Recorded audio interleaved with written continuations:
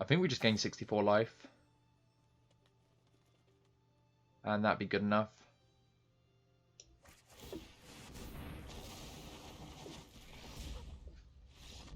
Yeah, I think 64 life should be enough.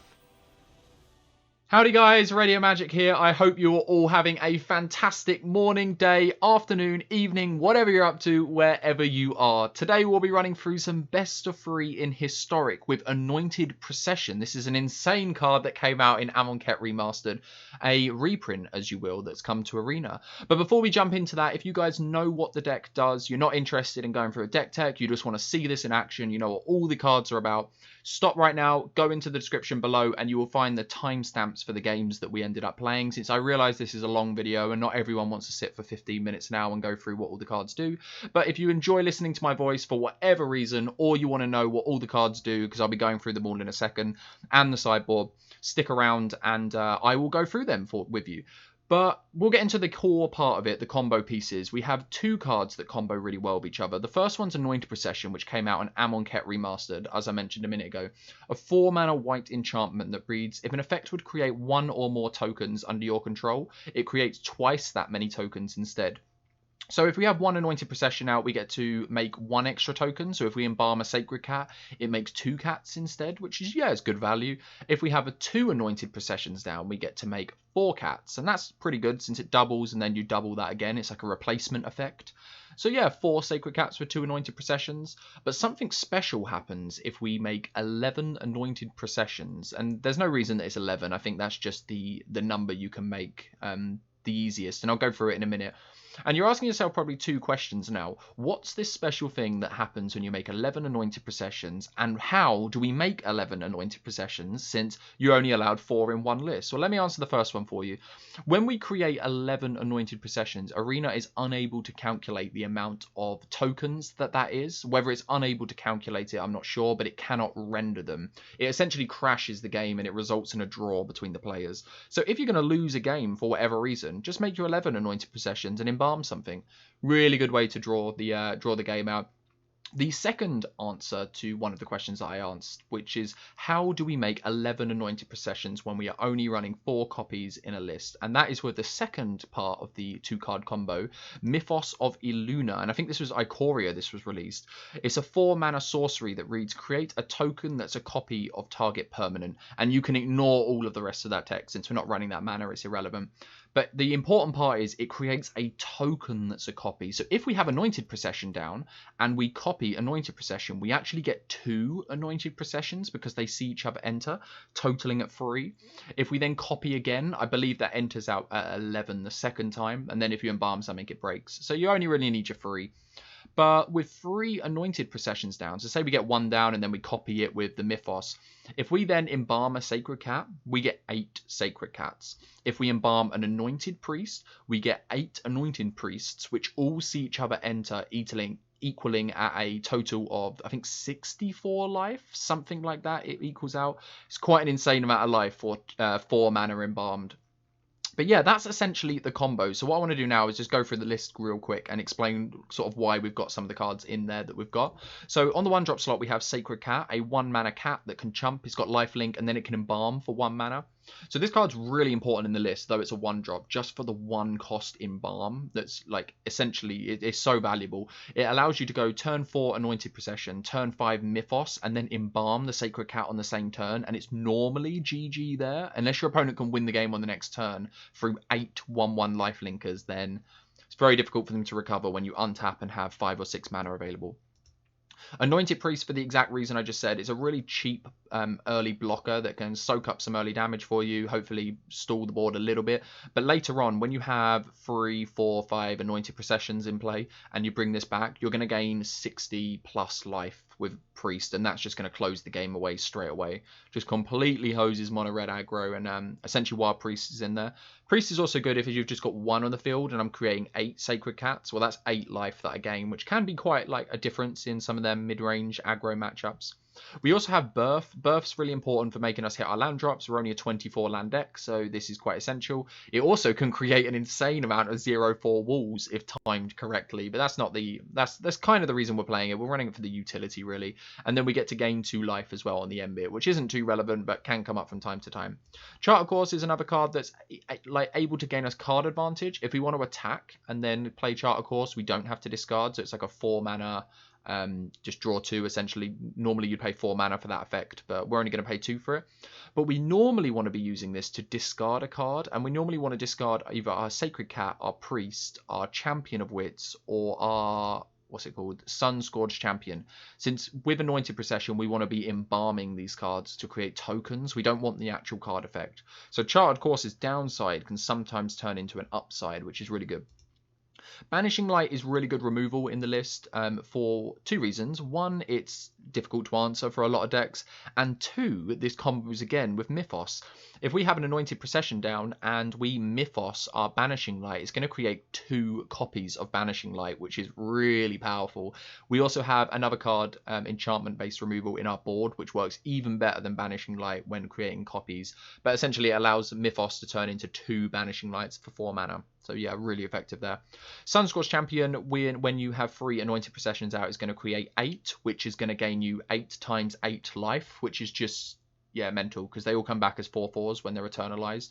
Sunscourge Champion's eternalized cost requires him to discard a card. You have to as well, which is sometimes a downside, but a lot of the time you'd actually consider this a positive, since, say for example on turn 5 or turn 6 we've got our 3 Anointed Processions in play, we can Sunscourge Champion and discard a Sacred Cat to then embalm that Sacred Cat at the same time. So this can be a really good way to get stuff into your graveyard. Another really effective way to get stuff into our graveyard is with Champion of Wits, a 3 mana 2/1 that when it ETBs you draw cards equal to its power, and if you do, you discard 2. So Champion of Wits is Eternalize as well, and the difference between Internalize and Embalm, I should probably go over that. Eternalize exiles it and makes a 4/4 zombie with no converted mana cost, but it's exactly the same. And Embalm is instead you make a copy of it with no converted mana cost, but it comes back as an exact copy of the creature. So when a Champion of Wits reads draw cards equal to its power, it seems weird, but when you Eternalize it, it comes back as a 4/4. So you end up drawing 4 cards and discarding 2, which is actually really relevant. When you have this down with just a single Anointed Procession, that's draw 8, discard 4. That's a really, really powerful effect. And if you have 3 Anointed Processions out, you essentially draw your entire deck. So Champion of Wits are a really key part of the list, and it's really good. Say, for example, we don't have Anointed Procession or Mythos going, we're just trying to win a fair game. Champion of Wits is our late game to help us take advantage. Then we have our namesake card, Anointed Procession, and a Mythos of Illuna on the 4-drop, and that's followed up with Wrath of God. So Wrath is there for the main reason you run a board wipe anyway, to clear up the board when it's getting a little bit chaotic and just reset everything back down. But obviously this can work out really well with us, since if we're wiping out our Sacred Cats, our Priests, non-token copies of them, the actual copy, then we can set up a turn in which we then embalm them all on the next turn. So we get some added value because we are using our graveyard to our advantage. We're also running, that's basically the main list, but then in our mana basis we have some utility lands with Emeria's Call and Seagate Restoration. Seagate, pretty self-explanatory, draw cards equal to the number in your hand, +1, and then you have no maximum hand size. This is mainly if we just don't really have anything happening, we're going to cast this, but most of the time this is a bolt land that's very low utility to run. It's not much hassle at all. Emeria's Call actually makes tokens, so yeah, this came out recently, and this actually does have some synergy in the list. Though you only need to make 2 4/4 angels to get your value out of this essentially basic. It's in your mana basis. But if we're making 4 tokens, 8 tokens, however many tokens we're going to make, that's also just some extra gravy on top. The rest of the mana basis is pretty simple. We're running Irrigated Farmlands, Hallowed Fountains, Glacial Fortress, and Castle Ardenvale, which I've never seen a list take more advantage of Castle Ardenvale. It actually comes up in one of our games that a list cannot beat this with Anointed Procession out, since you're just making 2 tokens every turn. It gets pretty out of control. But that's it for the main list. Going into the sideboard real quick, we have 3 Grafdigger's Cage. Grafdigger's Cage is really important, so it's either this or Rest in Peace is normally the decision you're making between Graveyard Hate. Grafdigger's Cage, I believe, hits on more in the format than Rest in Peace. And Rest in Peace hits us so hard since we want to utilize our graveyard. But Grafdigger's Cage doesn't hit any of our graveyard synergy. So you'd think it does by first glance, that creature cards in graveyards and libraries can't enter the battlefield. But Eternalize and Embalm are really specific with how they're worded. You exile the creature and then create a token copy of it. So it doesn't actually enter from the graveyard. So this doesn't actually hurt us. I've actually had some games in the past where people have boarded in Grafdigger's Cage against me and been very disappointed when it does not work out. We also have Seal Away for some added removal when we need to take out them aggro matchups. People are getting on board too quickly. Disdainful Stroke and Dovin's Veto for our control matchups. Just going to help us take advantage of them Planeswalkers and just when we need to answer control. Ixalan's Binding was what I mentioned earlier with Banishing Light. Really effective removal spell. You wouldn't normally run this since there's just more efficient removal spells, but when you have Anointed Procession and you have an Ixalan's Binding on board and you Mythos and get to create 2 Ixalan's Bindings, that can just be insane since you're locking down so many of your opponent's cards now. They essentially can't play a large proportion of their deck. We also have the 4th Wrath in the board, and then we have Vizier of Many Faces, which if you are new to Arena or you haven't been playing since Amonkhet, say you picked it up after that, this might not be in a card you've seen since it sees virtually no play, but it's a 4-mana creature shapeshifter that it ETBs as a copy of any creature. So that doesn't seem very powerful, but for 1 extra mana we can embalm this to do it again from our graveyard. But obviously the embalm is a copy, so we can get multiple copies of multiple things on the battlefield, and it can copy our opponent's stuff as well, so real relevant in that department. But that is the list, essentially. They're pretty fun list. I've really enjoyed playing it. We've got a few games coming up. Some of the games are quite long and grindy, so do beware for that. You can always skip over them. Heads up, they're the control matchups. This deck can really grind. It can draw its entire deck, and it's not too difficult to do so. But yeah, stick around to the end of the video, guys, for the wrap-up. And yeah, that's basically it. Enjoy the games. Okay, we are on the play, and yeah, this hand looks okay. We get to go Emeria's Call, Irrigated Farmland into Birth.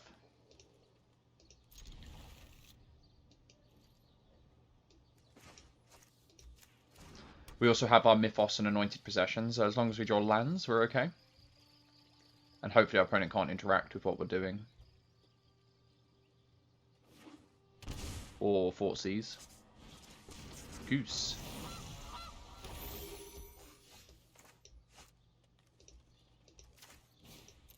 So let's set up third land.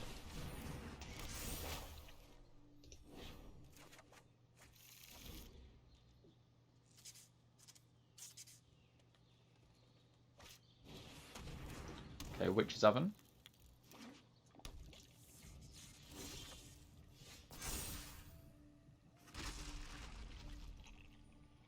So I think we're just going to chart a course. Try and find our next land drop, and we can discard the Sunscourge Champion. Which I think is right. It puts the most amount of pressure into play. Maybe we could have played Cat out there.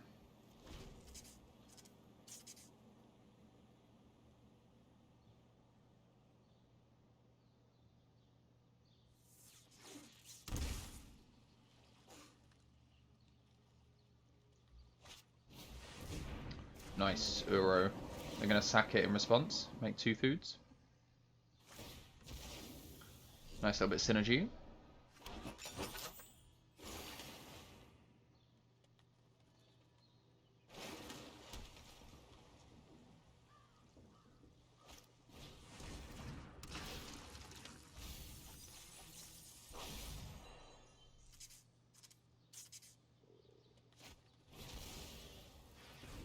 So opponents on like self-mill. I assume self-mill. We're just going to have to try and be faster than them.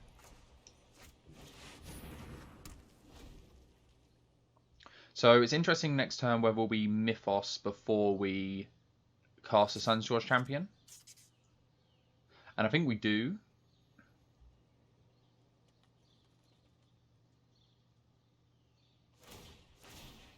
Gonna hope that opponent doesn't find the... Okay, so it's like God Pharaoh's Gift then. Gate to the Afterlife.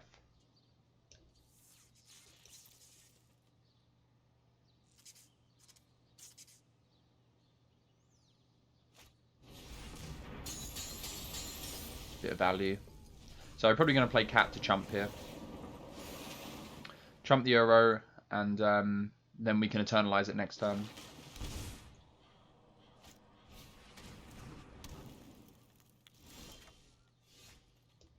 So yeah, play Mythos. Copy Anointed Procession. We get 2 copies of Anointed Procession. And then we'll play a Sacred Cat. And then next turn we will Eternalize Sunscourge Champion, discarding Sacred Cat. Or maybe discarding Priest, actually. And then Eternalize Priest. And get a load of life gain triggers. So I think our opponent needs to interact with what we're doing, or wipe the board. But I find it difficult to imagine that our opponent would be able to keep up with triple Anointed Procession.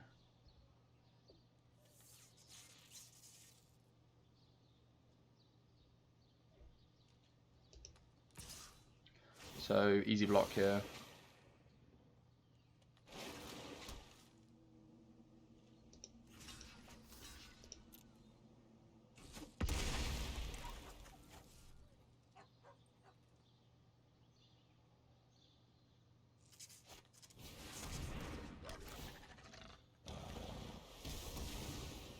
It's a very fair Magic card.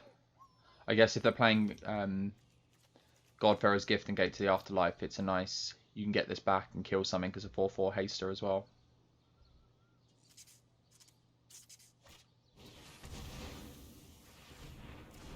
So I guess they're going to keep the other row and sack this one. I guess they can't because of the legend rule. The legend rule has to be the first thing to resolve before a trigger goes on the stack.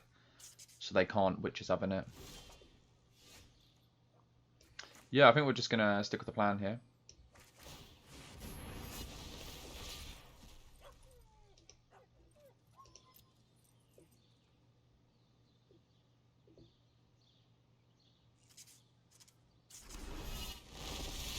So we just gain a ton of life.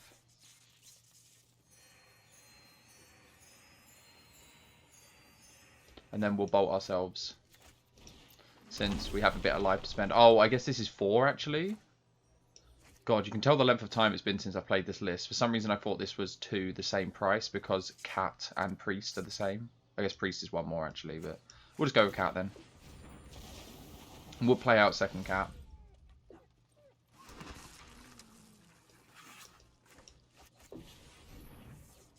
But pretty big board presence here.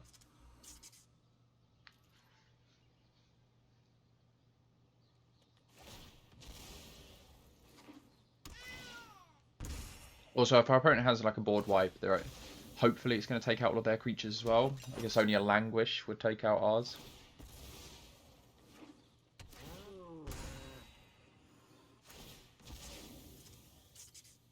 So normally we'd be under quite a bit of pressure with this.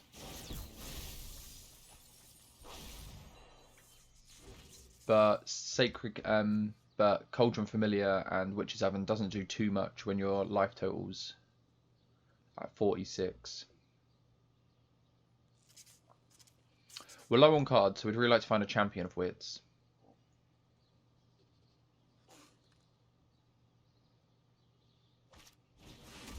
And there's Pharaohs Gift. So our opponent's going to start going off. They're doing their thing, we're doing our thing. So we shall see. Hopefully we can keep up with what they're doing. Don't think it's advantageous to wipe away the board. I think we're in a much stronger position. I think we just swing with everyone.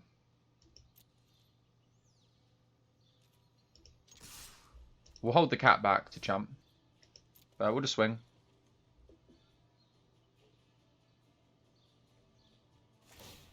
Since we get to make Priest, we'll gain a ton of life with Priest. We could also just Banishing Light the Pharaohs Gift away.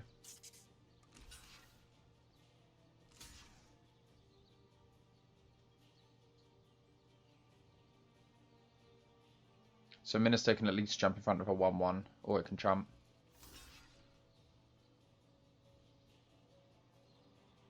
So this doesn't leave our opponent dead. We do gain a ton of life off the cats, though.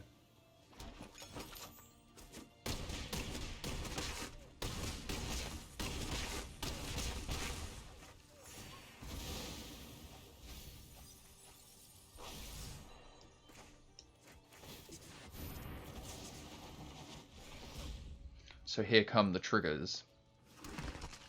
So many triggers. Oh, 64 triggers. So not that many. Opponent needs to click Resolve All.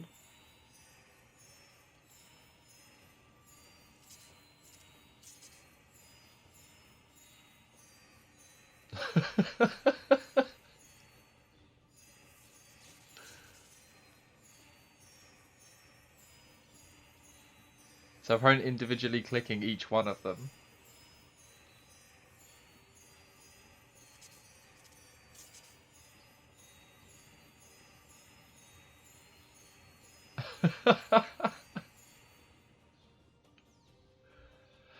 So what can they do about this? If they attack, then our Sacred Cat will go to the graveyard and we'll get another one.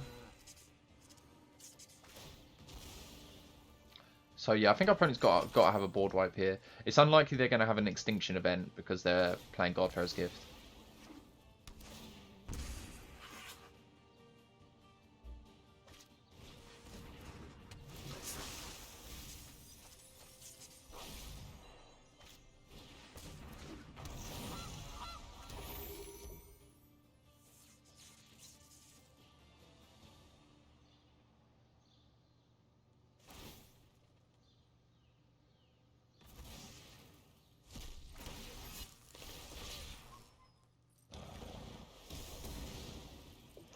Is this going to be enough? I don't think so. Since we're just going to chump, we could kill it, but we're going to just chump. So our opponent can't escape it. They can escape the one here, but... There we go. That didn't feel too tough. Triple Anointed Procession normally is enough to bring it home. Okay, so Grafdigger's Cage doesn't work with Godfarer's Gift. It works. Godfarer's Gift works in a similar manner to Eternalize, with the you exile the creature and then create a token of it. So Grafdigger's Cage isn't going to work. Do we want Vizier?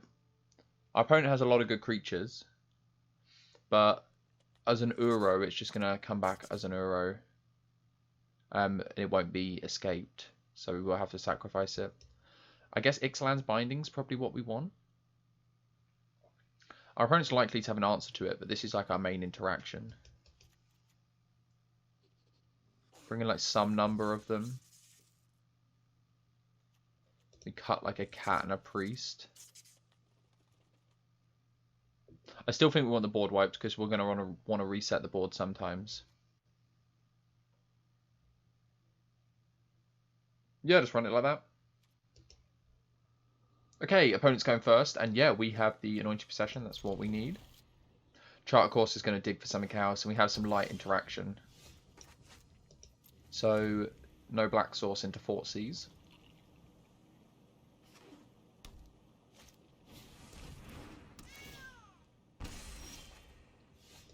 So, just going to Charter Course here. Probably discarding Cat. Just so we have something to get back on turn 5. We can play Anointed Possession, play a second Anointed Possession, get back Cat. And Cat is CMC 1. Or 1 CMC.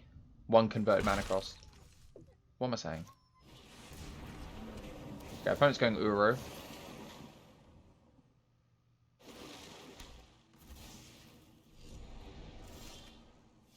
Okay, so what, we have a bit of a non-turn here? Just like nothing really happening. Just play land, go. And the shenanigans start next turn. We can also sort of play through a bit of hand hate now.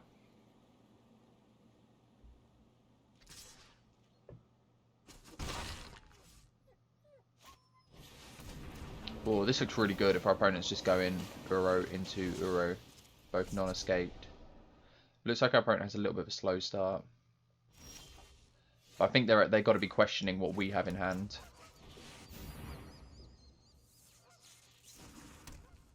If we ever find a Mythos as well with 2 Anointed Processions down.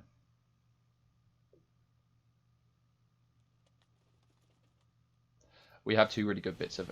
oh, so what? Take the second one?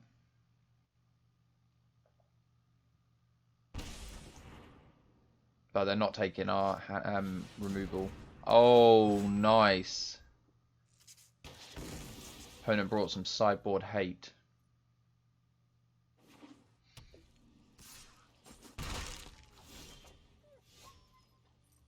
Okay, so this feels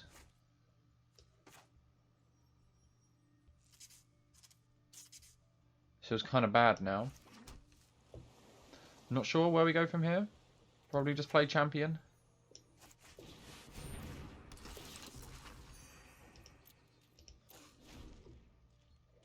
So in one turn they managed to seize one of them out of our hands and then destroy the other with a Rec Sage.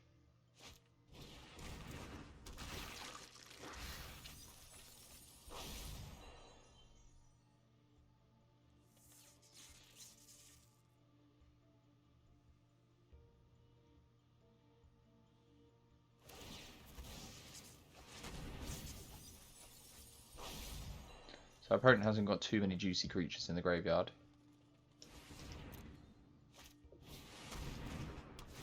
Doing a lot of milling though. There's Pharaohs Gift. Have they got 8 creatures in the graveyard? 1, 2, 3, 4, 5, 6. So not 8. This can replay an artifact. So they can actually replay Pharaohs Gift next turn.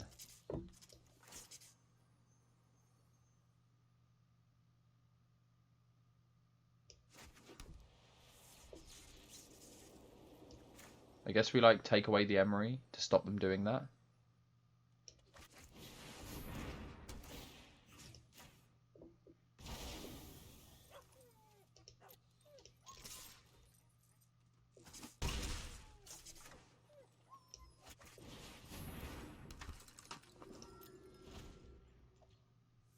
So feel in a little bit of a bad position since our opponent could answer both Anointed Processions.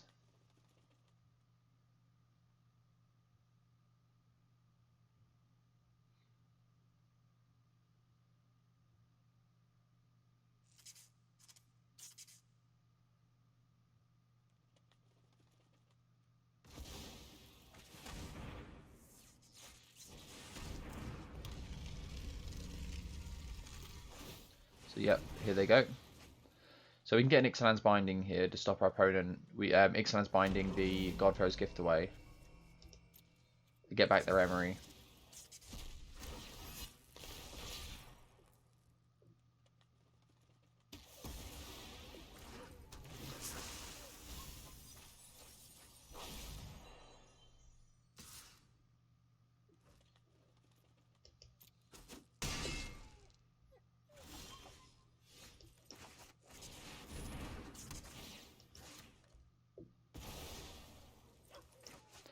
And now we're in a bit of a situation.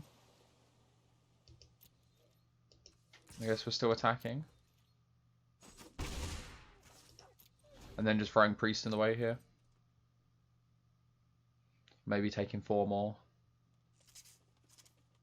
But our opponent can just get back Uros now. Yeah, okay. That's probably game. I'm going to scoop it up there.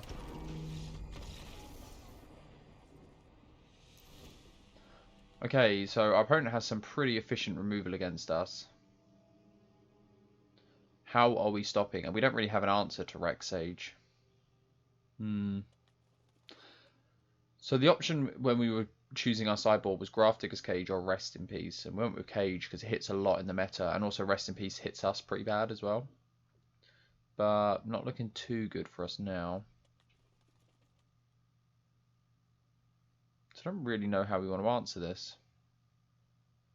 I think we just got to run it back and hope our opponent doesn't have much removal.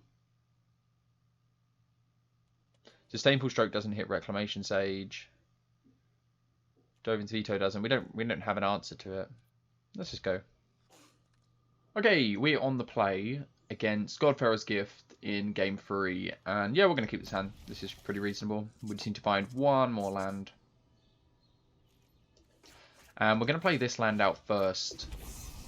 1, because it costs more life, and 2, because if our opponent has a Four.Vs, they could take away one of our lands.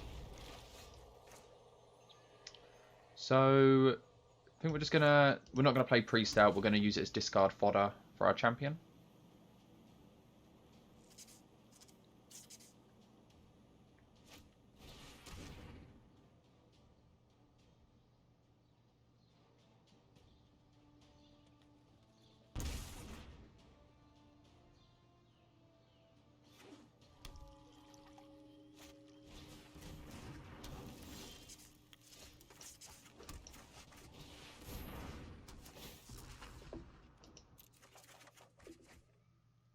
So discard, discard. Probably just going to be using the chart course to draw 2, not getting the discard on it.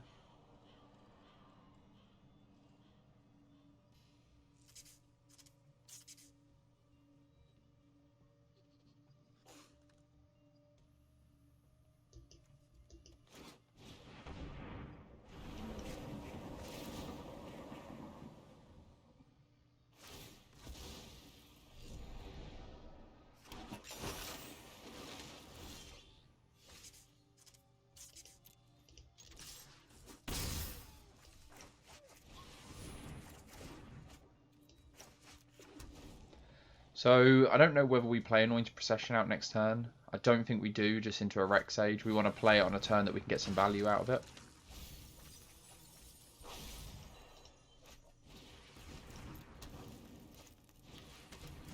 So opponent's got the Cauldron combo.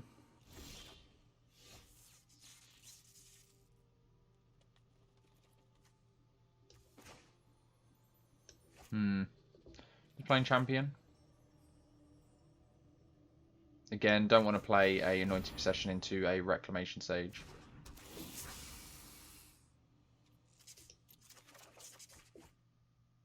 Like discard Cat, discard Wrath. No, I guess we'll discard Sunscourge Champion. We'd rather have the Sunscourge in the graveyard. And I guess our opponent will sacrifice anyway, so we may as well attack.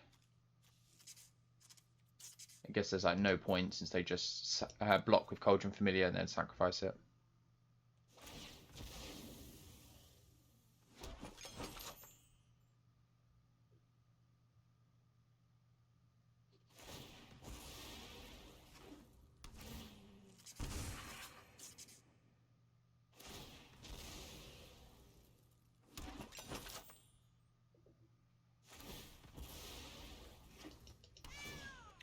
So our opponent has 2 creatures in the graveyard. They could have up to 4. So we might be just looking next turn at... Dog's a little bit loud.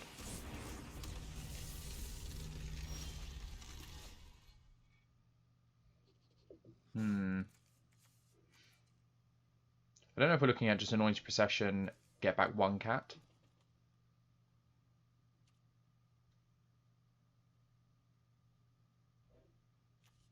Opponent's missing land drops.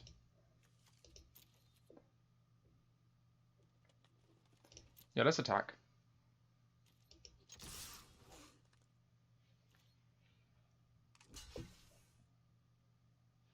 The Stitcher's Supply is going to have to go to the graveyard at some point.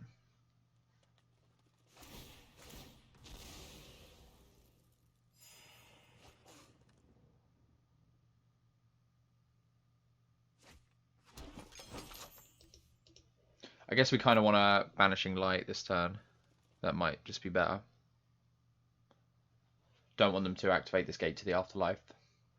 Because they're missing land drops, it's more unlikely that they're going to be able to just cast a God Pharaoh's Gift.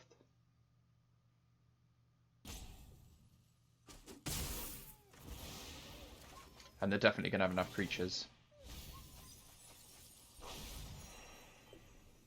They could have a Reclamation Sage. Which is definitely possible. I guess we could copy the Reclamation Sage. to copy, yeah, and then blow up the gate to the afterlife.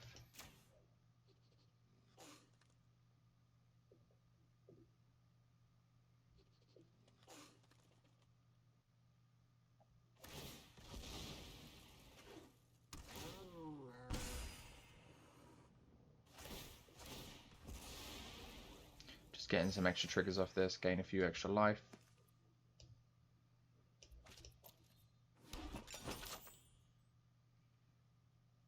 I guess if this was our plan, we should have Banishing Light pre-combat, so our opponent couldn't have got all the triggers. We're going to leave Cat in the graveyard.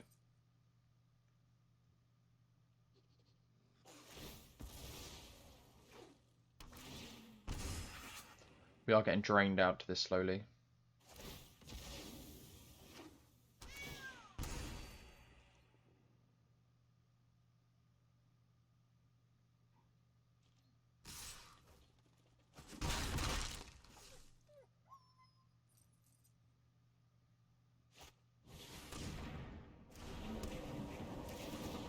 So opponent gets some more food.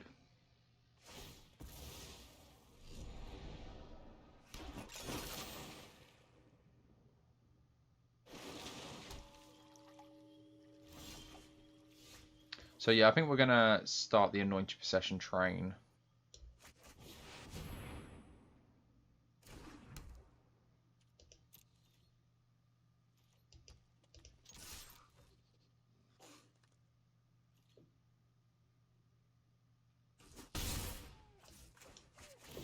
Just get some value off of it. This is like the least amount of value we can get off of a single Anointed Procession. But next time we might be able to make 2 Sunscourge Champions.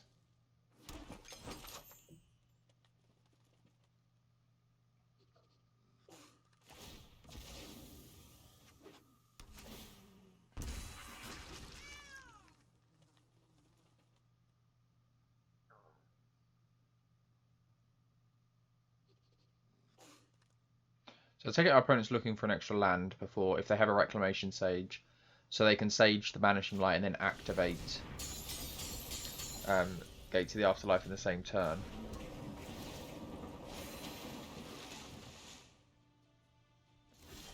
We could Wrath away this Uro, but they can escape it again. So if we want to play land out, I think we just want to copy Anointed Procession this turn. And sit back.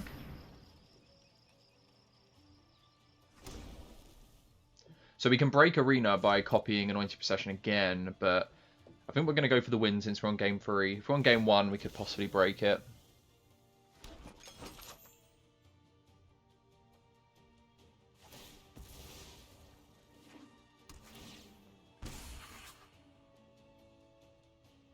And if we draw land, we get to gain an insane amount of life. I wonder if our opponent can just drain us out here. Like, almost.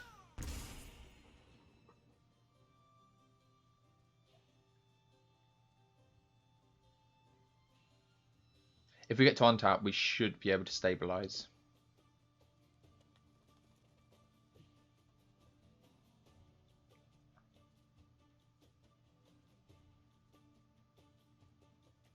If we draw land, we can go 8 priests into 8 Sunscourge Champions, which will gain us, what, 8 times 4 life. And then 64 individual life as well.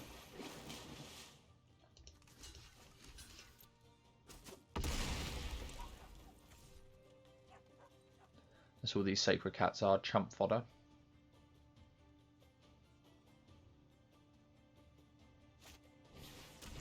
Ooh. We haven't really got anything of value. Our setup's already happened. Yeah, we won't be copying our Anointed Procession anymore. Okay, so an effective 7 life. There's Rex Sage. So we could get greedy and go Champion, hoping to find a land, but I think we're just going to go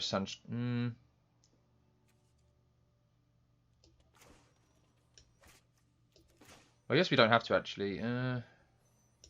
Do we risk trying to find a land? Because if we don't find a land, we can't do anything. I think we just gain 64 life. And that'd be good enough.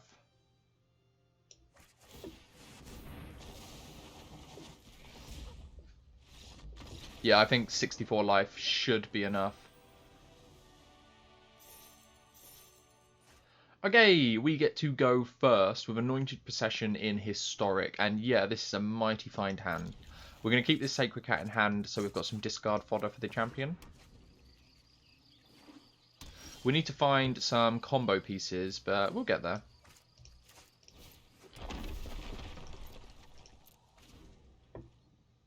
Champion's normally enough. Chart course is also good. Probably should have played this out earlier. It's just in case we want to discard both these lands.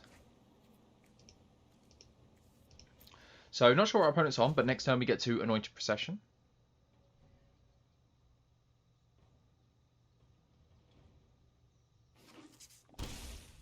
See an Uro? Forever with the turn 3 Uro.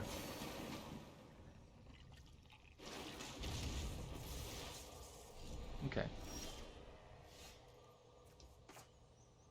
So, in case our opponent, they are in black, and they haven't had a black so far, so maybe they've got some hand hate, but we're going to get the Anointed Procession down just in case.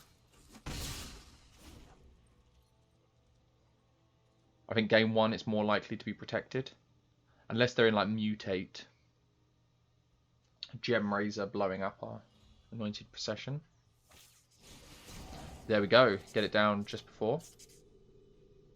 Now Castle Ardenvale is quite powerful just by itself with Procession.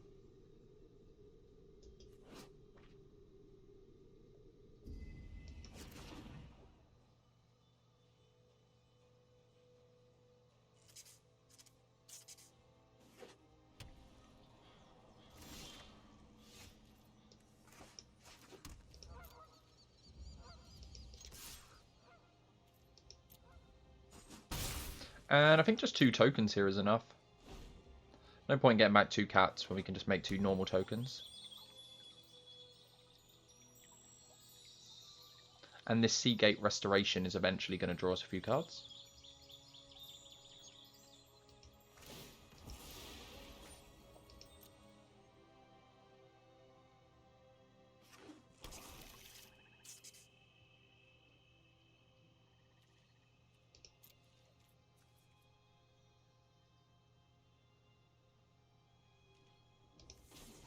So opponent could have like an Assassin's Trophy, something to answer the enchantment, but for the meantime we're just going to keep pressuring them. Make our opponent do something. And a Shark Typhoon.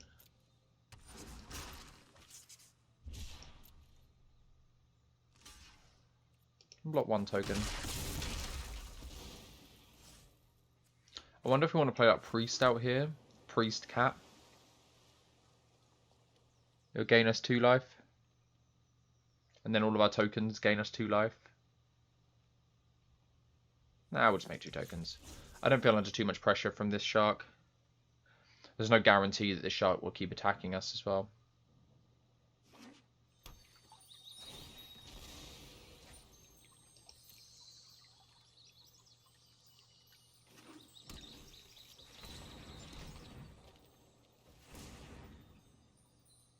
Looks like our opponent's playing some form of control, so they've probably got a board wipe.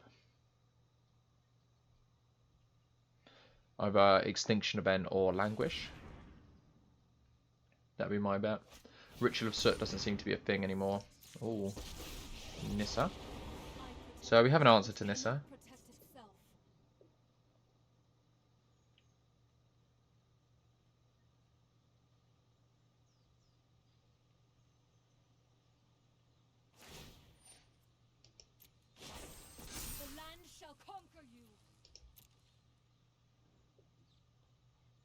So we'll take the hit from the land since we can't trade with it yet.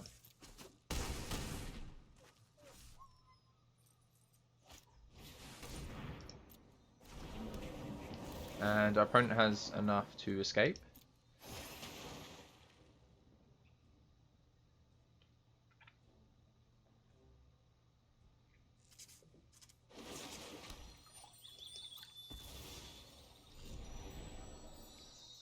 They can even do it now. No, yeah. No, they can't. They need to make double blue. Nice. So take Banishing Light here.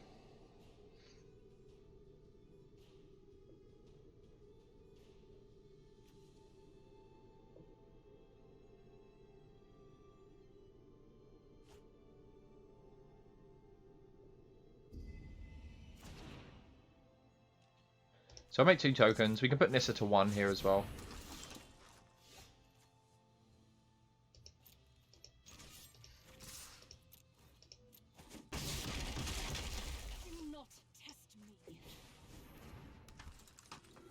So, and I think we're just going to make 2 tokens. I don't know if it's worth making 2 life linkers. No, I don't think it's worth making it. If we top deck a Mythos, it works out better by keeping the cat in the graveyard just because it's cheaper.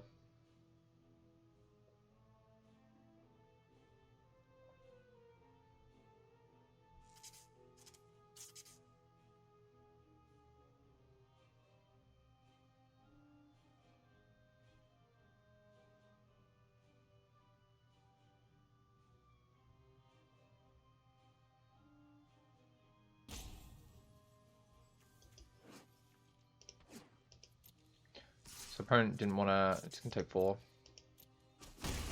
Keep this land back on defense. I guess they don't want to lose it since we could triple block.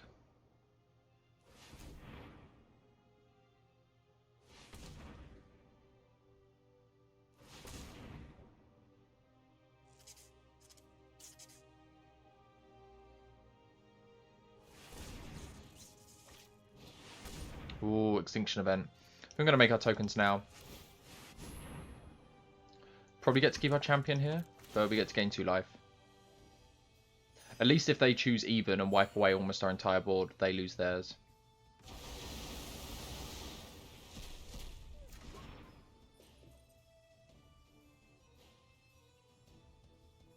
We're actually in an okay position here. We might be, depends how our opponent ends their turn, but... Or maybe not if they bounce back the champion now. Or the Anointed Procession, no.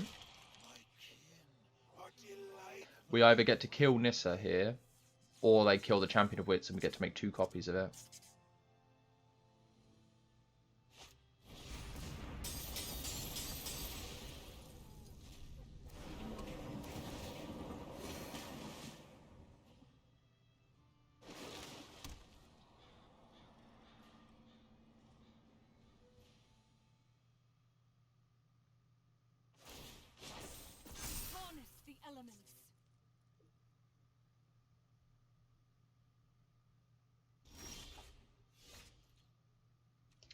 So let's take down Nissa.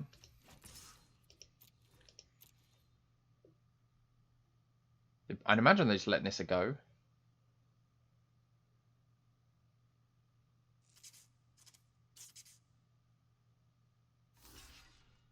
Ooh.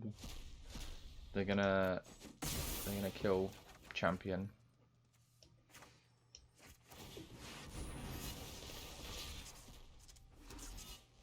So we get to draw 8, discard 4. Let's see if this is enough to pull it back. Discard. Discard.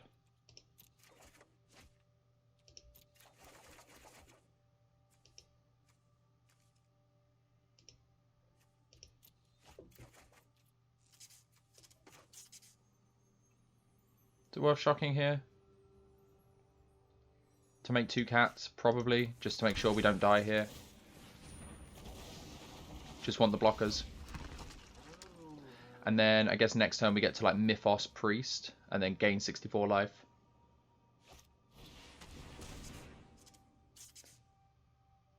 They're going to need double Four.Vs here. Unless their plan is to win this turn. Because we get to go Mythos Priest and then on the next turn Emeria's Call to make what? 4, 8, 16 angel tokens.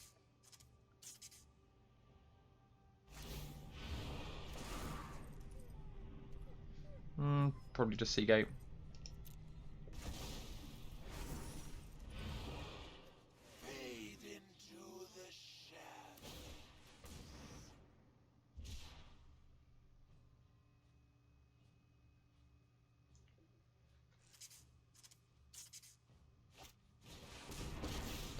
Oh, it's not a bad cycle. Trade your land for a Narset. Hopefully they don't find some hand hate here. That'd be really unfortunate if they do.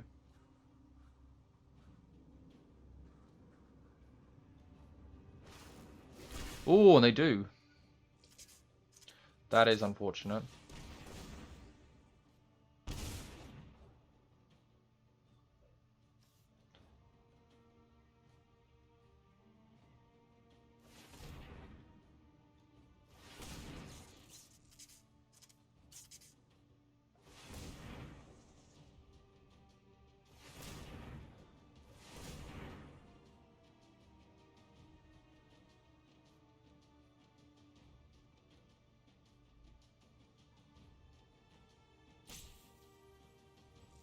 Opponent wants to recast this Uro.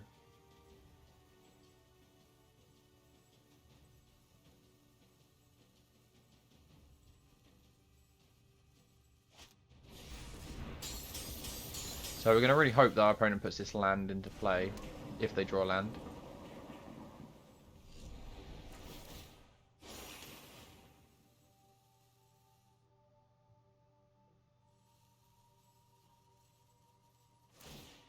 Looks like they might not.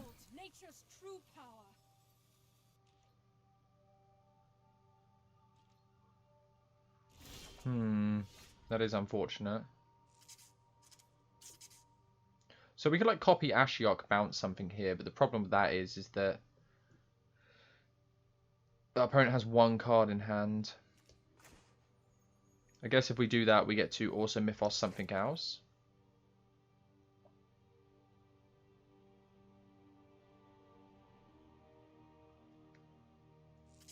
There's multiple ways we could play this. I think we could play Ashiok then. Like bounce Narset or Nissa. We'll chart a course first. Ah, we can't. No. Okay, big mistake. I literally just mentioned Narset.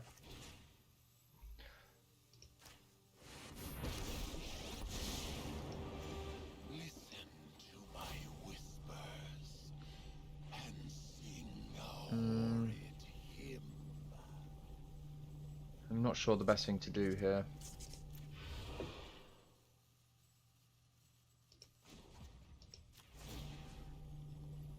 They've got no cards in the graveyard. Maybe we just bounce Uro.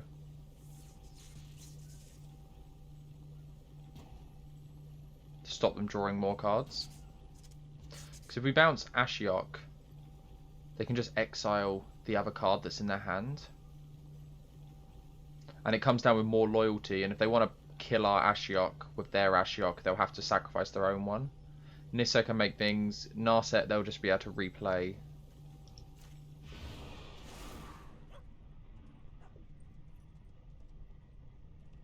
Yeah, so it was a land in hand.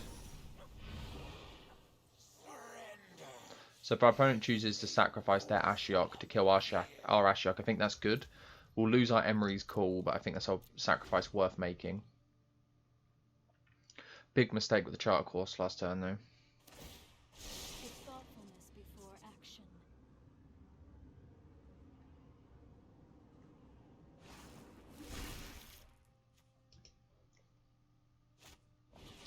So opponent's probably not getting rid of our Ashiok now.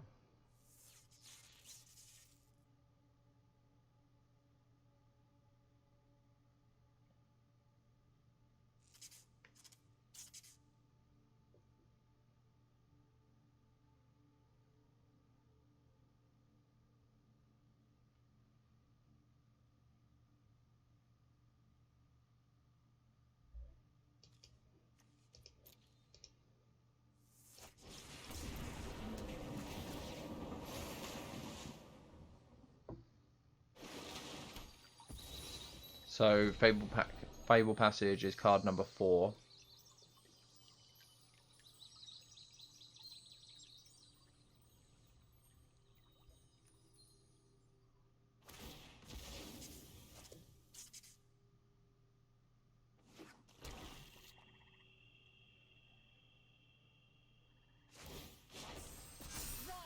elemental friend.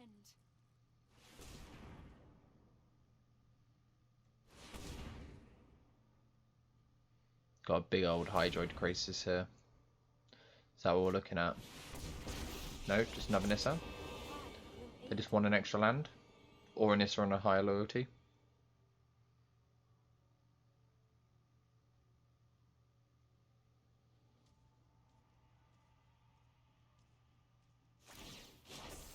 Be wary of the ground you walk on.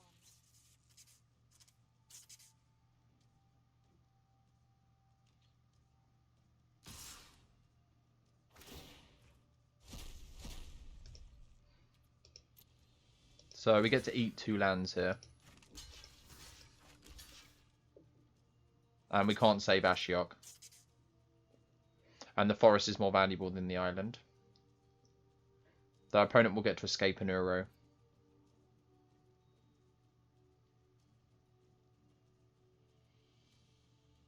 Yeah, there's no way to save Ashiok.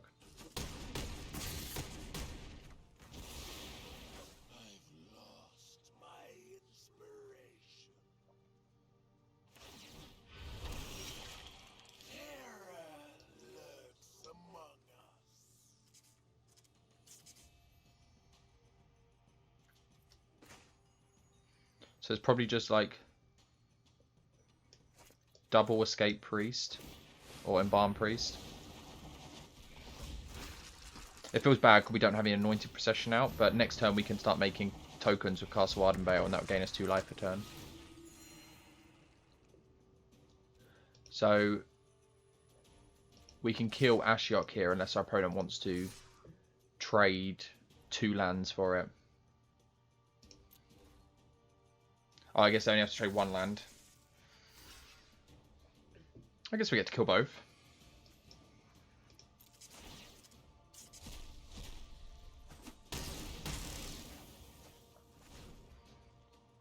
So our opponent's lost a large proportion of their mana basis now. I don't know how much that does for us, but we're playing against 2 active Planeswalkers and then a stacks Planeswalker still, so we're not in the best situation. We need to top deck. I don't know. Champion of Wits doesn't do it because of Nissa.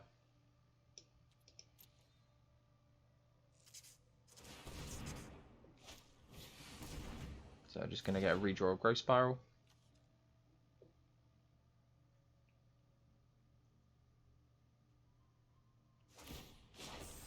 The land fights for us.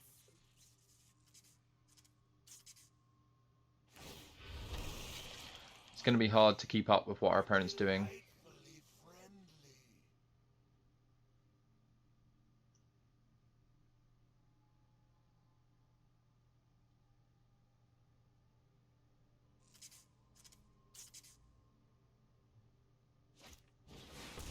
Yeah, it'll be hard to keep up with a 5/5 Crisis as well.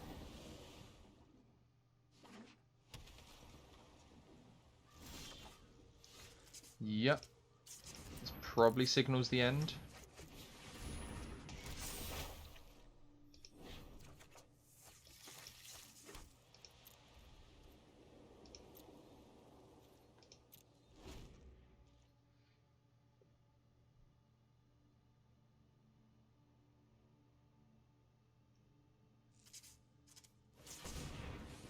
So we made the mistake with the Charter Course, but we haven't really had an opportunity to kill the Narset, so we wouldn't really have had a time to use it. Though we did just have to discard an Emeria's Call off of it.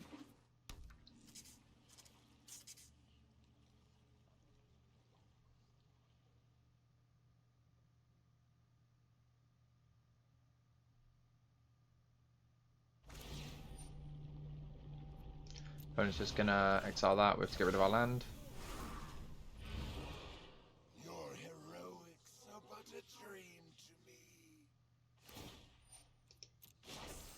The land shall conquer you. Just full attack.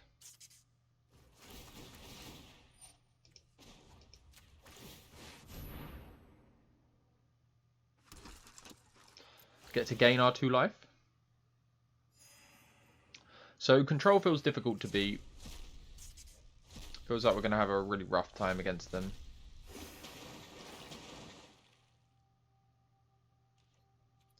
So block here. Like...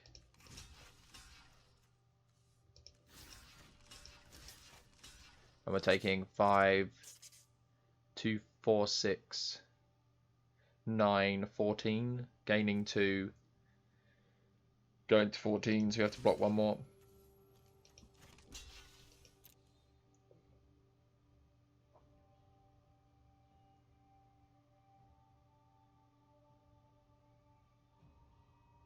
So falling to 1 here, I think.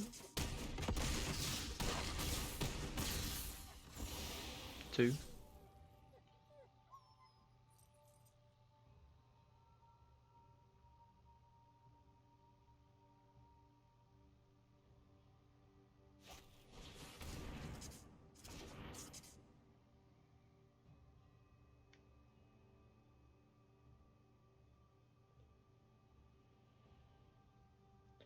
So I think a raft keeps us in it for 1 turn. Next. Just gonna scoop it up there. So yeah, control feels quite difficult. What do we want against this? Like vetoes, probably want cages, I'm not sure. Disdainful strokes, we want our counter spells for this matchup. Probably don't want our board wipes since we can hopefully beat our opponent in board stalls if we can get going.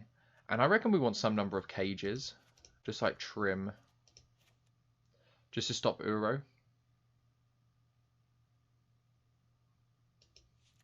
Just like bring in 2 cages.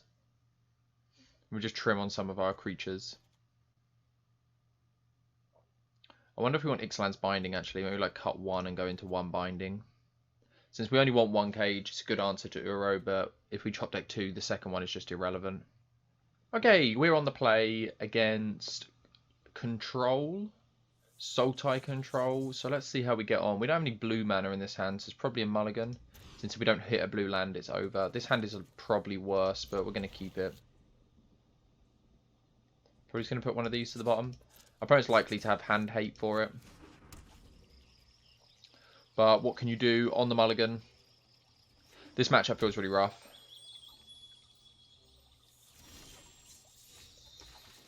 Especially when you're mulliganing on the play against decks with Four.Vs and Four.Vs. Sultai Control is definitely something that's coming up on the channel soon. It'll be fun to give it a go.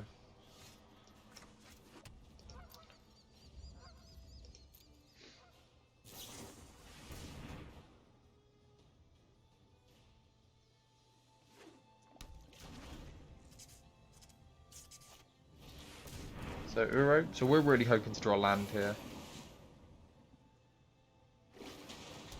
Untap land.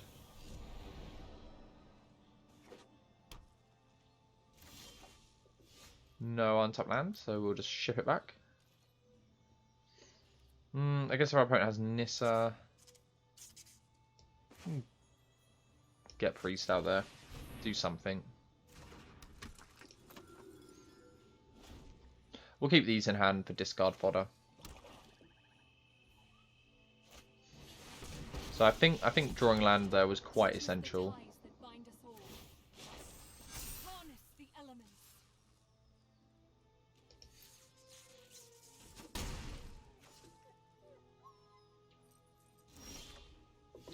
Oh, that is unfortunate.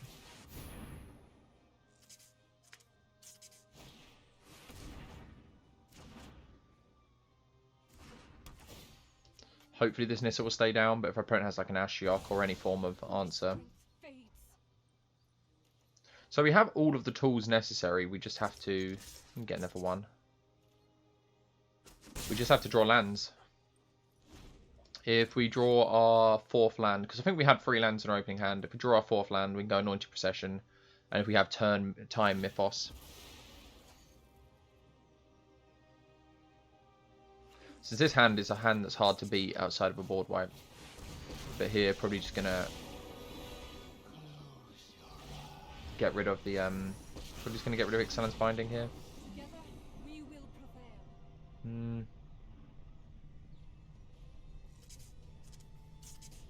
Maybe just get rid of Cat. I don't want to get rid of Anointed Procession, since if our opponent has a hand hate spell, then we're in trouble. Let's get rid of Cat. Surrender every morsel. Rise, my elemental friend.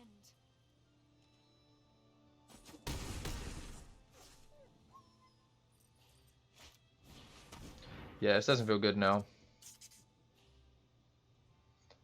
Since, yeah, I think it's too late.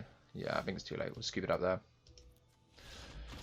It's unfortunate. I feel like we might have had a bit of a chance for this hand, since if we got to deploy our Anointed Processions when we play Ixalan's Binding or something, and Mythos, we'll get like 2 Ixalan's Bindings, which when you start Ixalan's Binding down on your opponent's board, it's very difficult for them to win.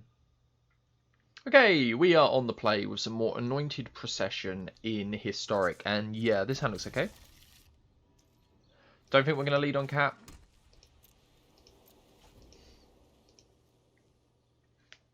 Cat's something I typically like to discard to, ooh, maybe against mono red or like wizards, so maybe the Cat does want to come out. We'll play Birth and start getting out the wall. But yeah, I was saying Cat is something I like to discard to over Champion, Sunscourge Champion or Champion of Wits. So probably mono red here. I find this list has pretty good odds against mono red, since they can't answer our Anointed Procession. And most of our stuff is like, its purpose is to gain us life, stall out the game. Like if our opponent answers the Sunscourge Champion here, we just eternalize it next turn.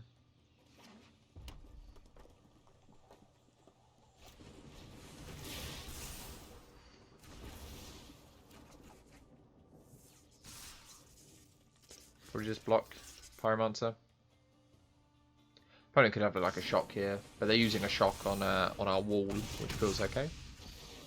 I guess logic would have dictated to block the Soulscar Mage if we thought that was the case.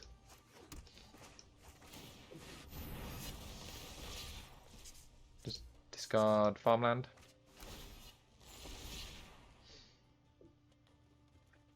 Yeah, just a single Sunscourge Champion feels really good against mono red.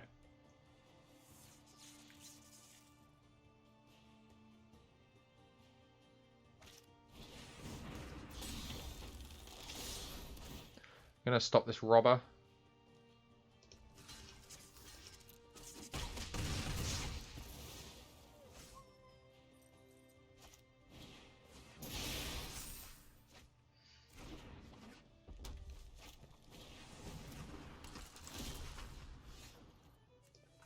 So probably just going to play like double Priest here.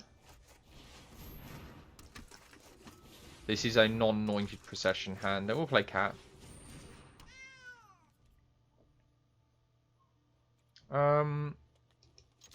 Yeah, we'll attack. Start trying to knock our opponent down a bit. And then Castle Ardenvale is going to gain us 2 life a turn with the priests out.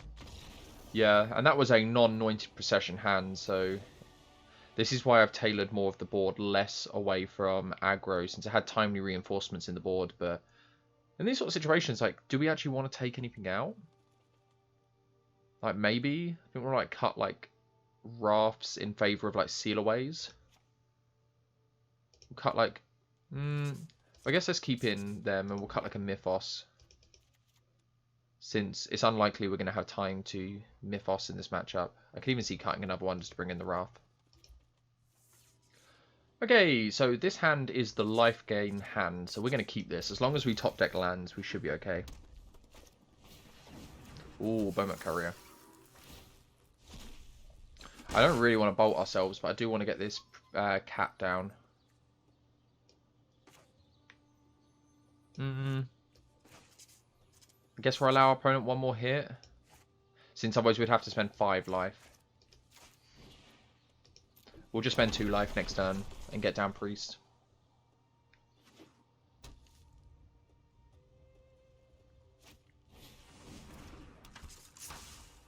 Fortunately, this doesn't have haste.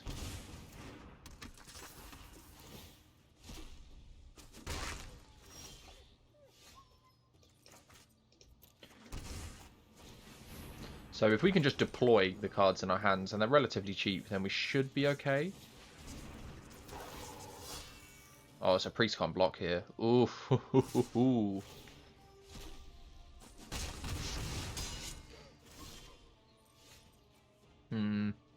So maybe Priest Cat this turn.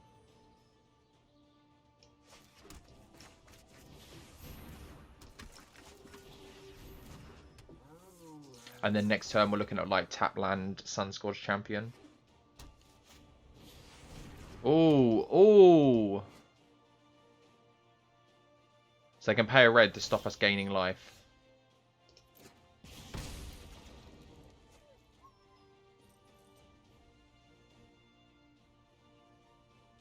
So we play the Sunscourge Champion, they can stop us gaining the life from it.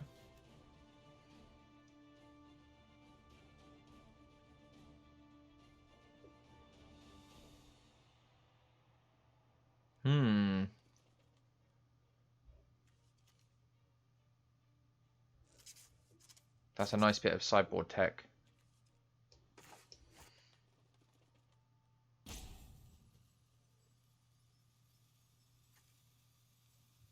We just want to like birth and play tap land.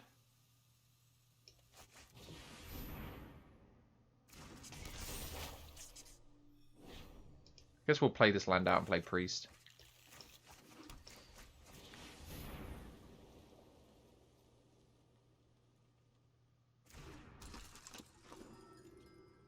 So hopefully we can close the game before this rolling vortex burns us out.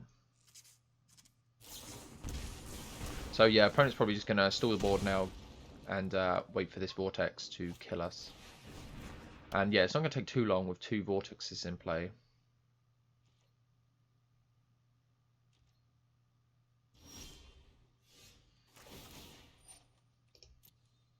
I like it though. Rolling vortex seems really good. So opponent's doing this now, so we can't gain life for the rest of the turn.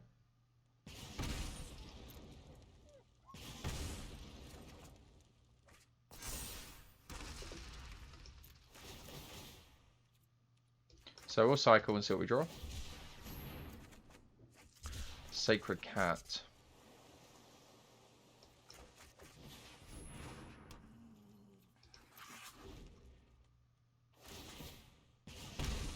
So I find it difficult to believe we will make it past this turn. And we certainly won't make it past the next 2 turns. Since if our opponent does nothing here, we're just falling to 4. And they could just attack with the Bomat Carrier to draw 4.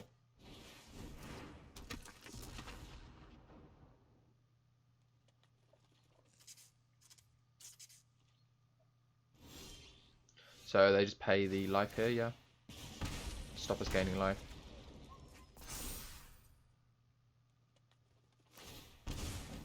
Yep, can't gain any life this turn.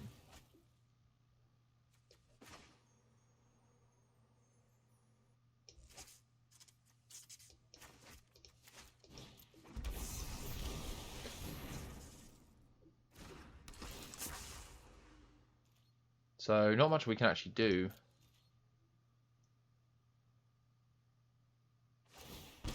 Yeah, they gotta have like 4 damage here.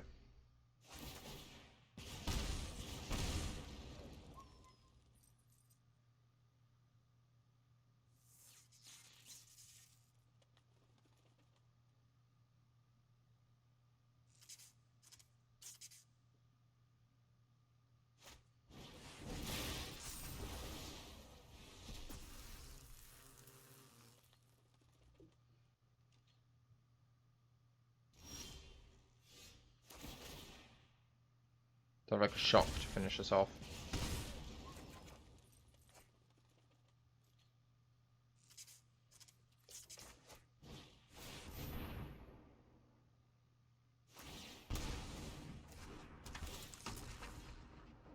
Yep, and that's going to be game. Okay, so we are going to want our, basically our enchantment hate. We're going to want these Ixalan's bindings more so than these board wipes, I think. I think that looks better. I'm even thinking just cut the Mythos altogether.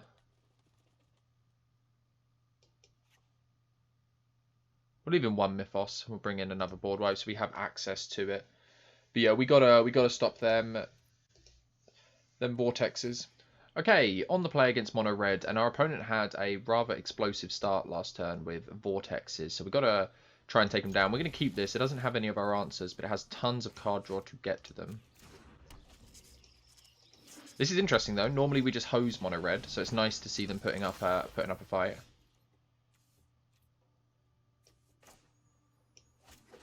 I'm just going to chart a course here, discard Sunscourge Champion.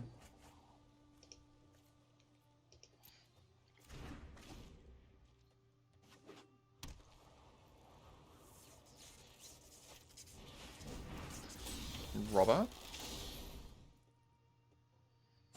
Anointed Priest doesn't do too much for our opponent. We're hopefully going to find a non-shock or bolt land here. No. Guess we just discard Champion and maybe double Champion, since we have Charter Course. So I'd really like to find a land here, a non-bolt land, so we could gain 4 life without needing to pay 3.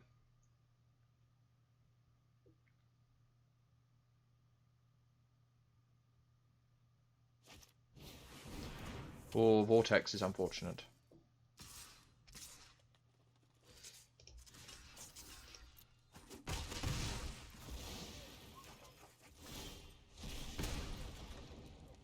Okay, we'll do that. A bit like that.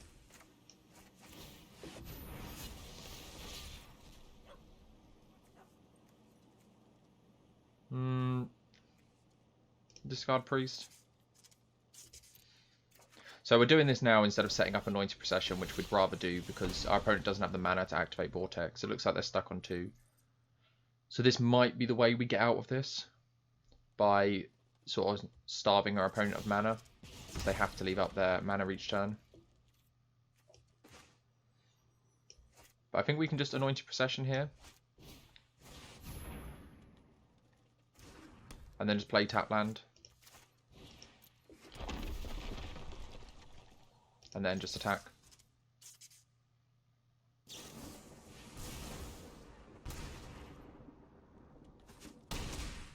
Since if our opponent has to leave up 1 mana each turn now for rolling Vortex.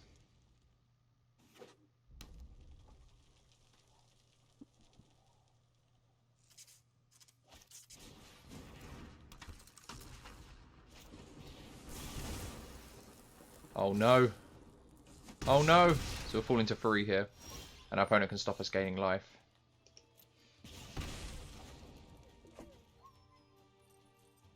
I don't think Banishing Light's enough. So our opponent could very easily have hand hate here.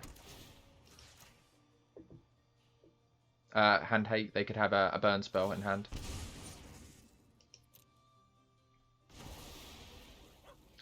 Yeah, I don't know if this is going to be enough. Found the Banishing Light a turn too late, I think. Yeah, whoa, doesn't feel good. But getting burnt out against mono red. First time I think I've lost against mono red playing this list. But yeah, Vortex, very good card. Okay, we get to go first. And this has some of our early drops, but none of our combo pieces. But has a little bit of interaction. I think we're going to mulligan this. Look for a Champion of Wits or Charter Course. This hand looks much better.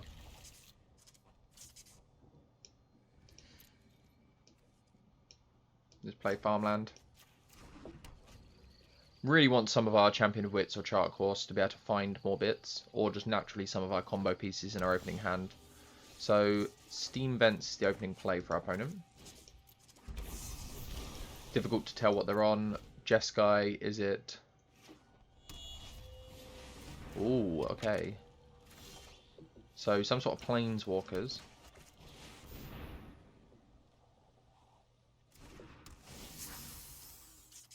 Having double Mythos in our hand against an opponent that doesn't have hand hate feels really good.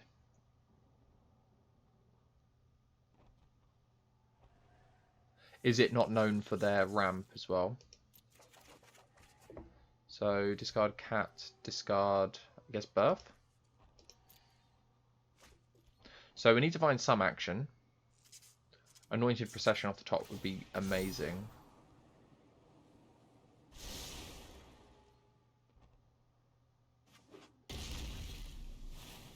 Okay, so Jeskai confirmed. And now I guess we're just on the beatdown plan. Maybe not. And eventually we're going to get to recast as champion. But if our opponent plays some sort of powerful planeswalker, we can always copy it. Make one of our own.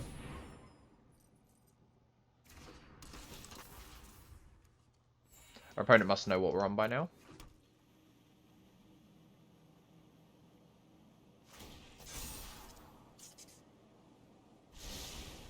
So Maze Mind Tone really paying off. Excellent card. So yeah, we can kill Gideon here. Maybe just copy Gideon. Turn. I guess it won't have haste. I'm just Banishing Light Gideon. Do we want to Banishing Light Gideon? I guess it sets up so we can do something about Mythoses.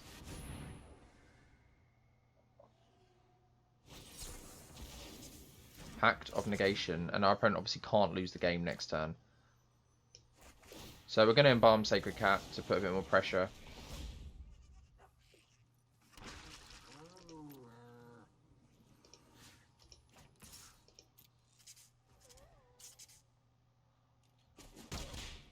Nice little combo there, Pact into Negation. Pact of Negation with Gideon.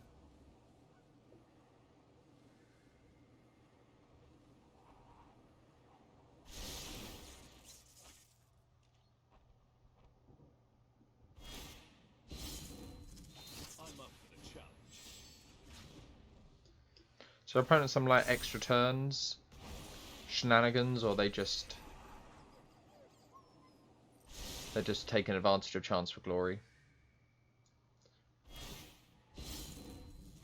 Let's do this. I have practiced meditating and preparing. So I think we're going after Narset at this point. Sloppy technique. Probably want to copy the Narset. Get a bit of card advantage going for ourselves.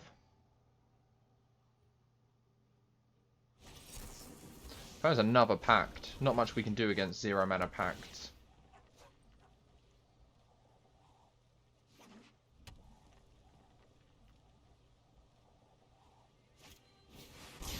So I'm just going to wipe our board and presumably smack us for 3, 4.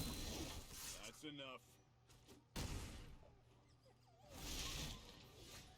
So, Champion, I guess we can just decline with Champion.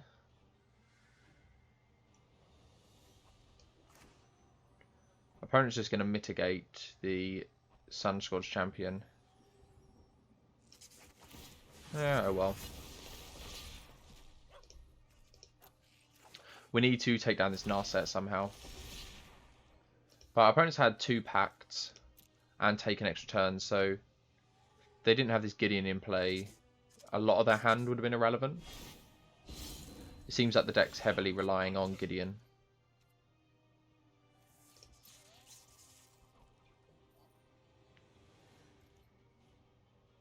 So I wonder if we just Mythos here. Hope our opponent doesn't have another Pact.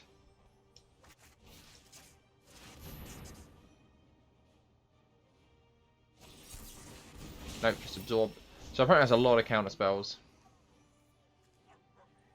Probably just playing this out as well. You can't kill Narset anytime soon. And now the plan is probably just activate Castle each turn. Let's do this one-on-one.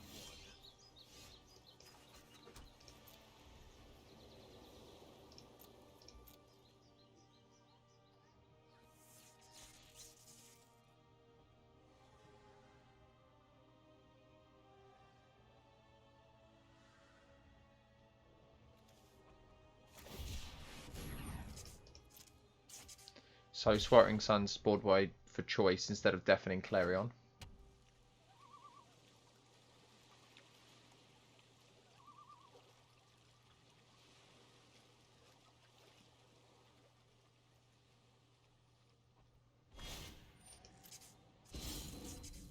So Gideon good at single targets, but not multiple threats.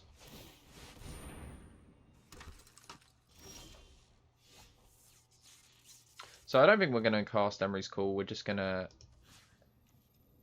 take down this Narset.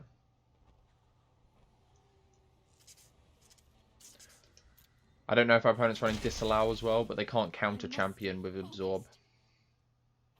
They need a Disallow for it. But we're not going to play this Emery's Call into another like Pact Negation or Counterspell. I think we're happy to just make tokens. Let's do this one-on-one.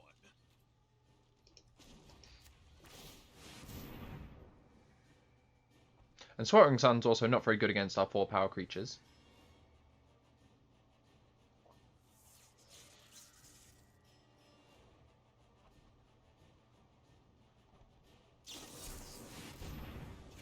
Oh, nice.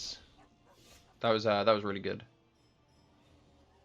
So we actually can cast Emery's Call here, though. They probably have a Wrath of God. So I wonder if we do.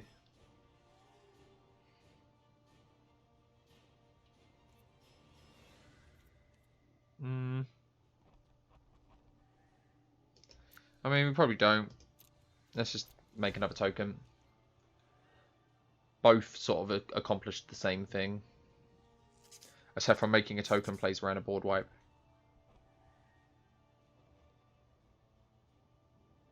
So we're definitely going to want our Dovin's Vetoes in this matchup. Mystical and the other counterspell. Disdainful Stroke. Yeah. So this Gideon's buying our opponent quite a bit of time. We'll see what our opponent's win con is. I'd imagine it's 6 mana Chandra. Uncounterable. They might have Teferis in that in the list as well. It's quite likely they do. When you're playing Interplanar Beacon. So opponent ends our turn here. So this is essentially just draw another card. Get another loyalty on your Gideon.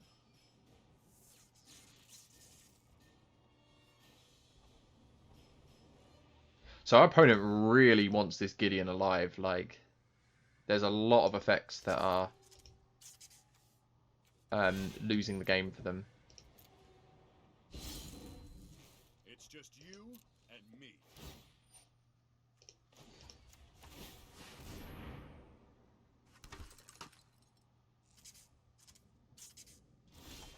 Thing is, our opponent's fighting tooth and nail to prevent this Narset dying, but we're just using our land at the moment.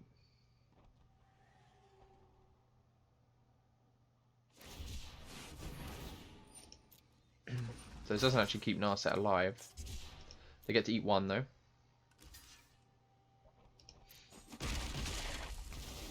Now we get to eternalize a Champion of Wits. I can see.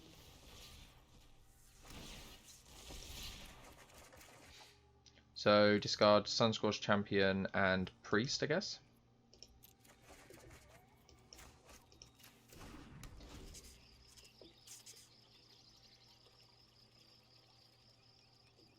Now our opponent needs a board wipe.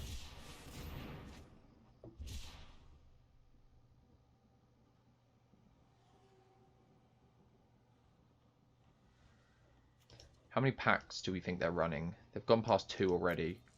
4 packs seems cheeky.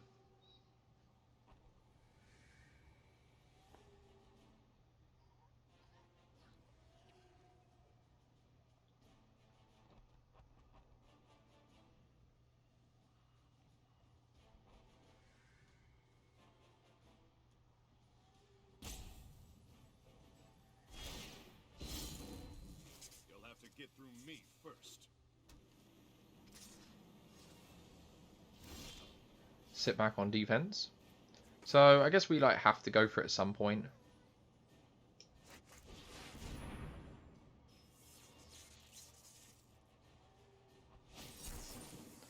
Nope, they are running 3 packs so far. I feel like we're just making another token.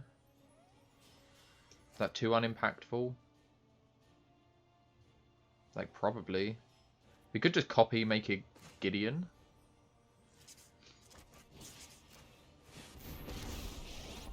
And then we can prevent the damage from this. I've been waiting for this. I guess they can block. So I have to give it a few turns, but because we can attack with both, and then our opponent can kill our Gideon with Shark. I guess they can't kill our Gideon with.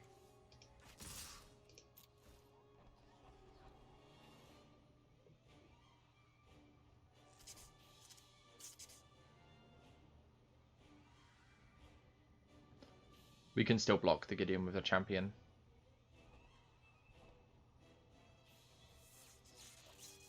I feel like our opponent's got to find a board wipe. Got to find their win con like relatively soon.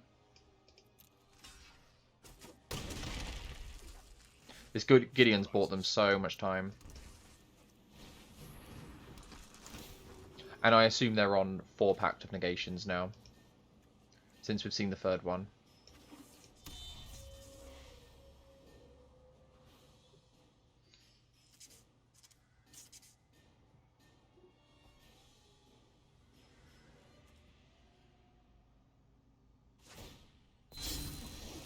I don't think so.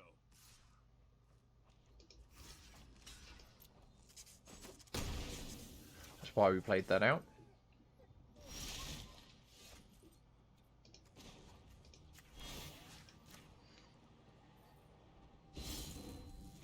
Now it's my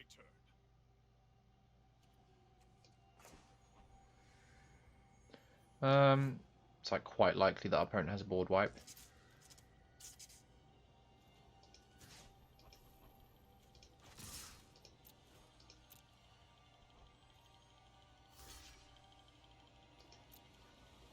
Not a board wipe, a counter spell. So we're just going to go with champion again. They might have a disallow, but we'll see the disallow. I assume they've chosen absorb instead of disallow. So discard, discard. Let's keep making our land drops. Probably just Embalm Priest now. Our opponent could quite possibly have a Wrath here. They won't be able to kill our Gideon with it, so it'll feel okay.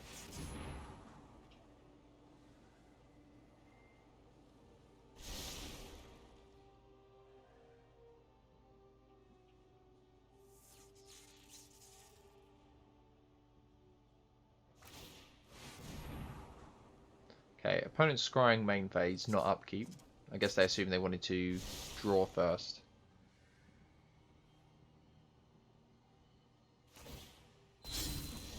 That's enough. So I just put a 1/1 token in the way.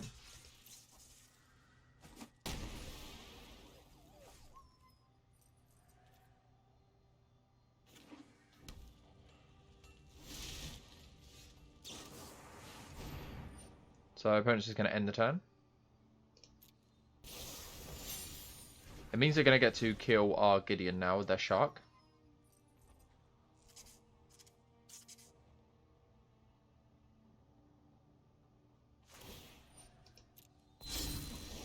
I don't think so.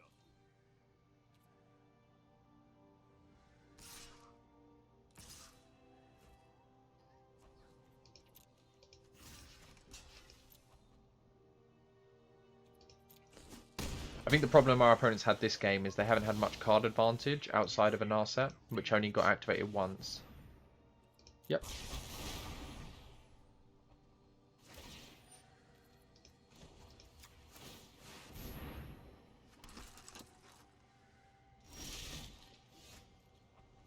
And because our opponent's in Jeskai instead of Azorius, they haven't got the utility in their mana basis. So they don't have a Castle Ardenvale. I guess they've gone Castle Vantress. They might have an Ardenvale as well.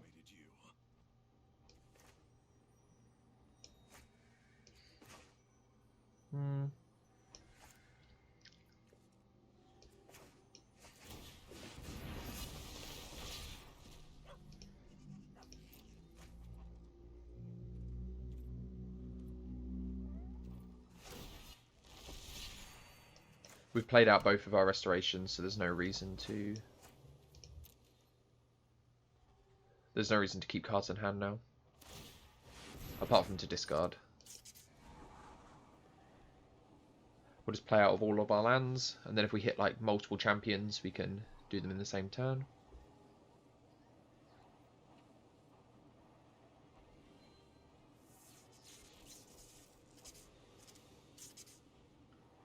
It's been a grindy match.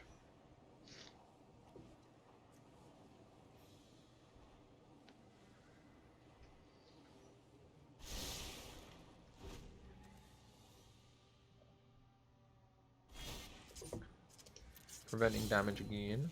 You hold no power over. Okay, ECD. Now we're getting going. Our opponent's going to be able to get some madness back, I presume. Just an R-set.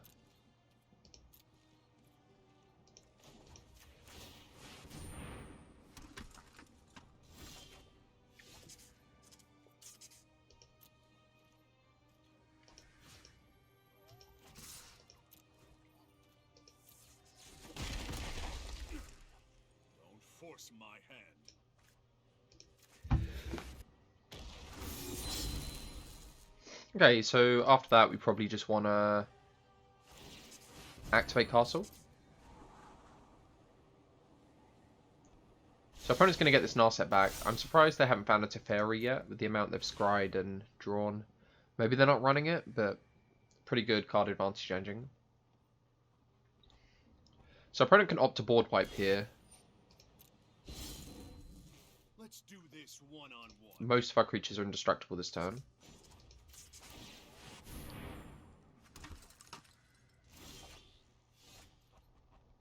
So our opponent gets back a Planeswalker or creature next turn. So it could be Gideon or it could be Narset. So I don't think we want to kill Gideon here. I think we just want to attack through.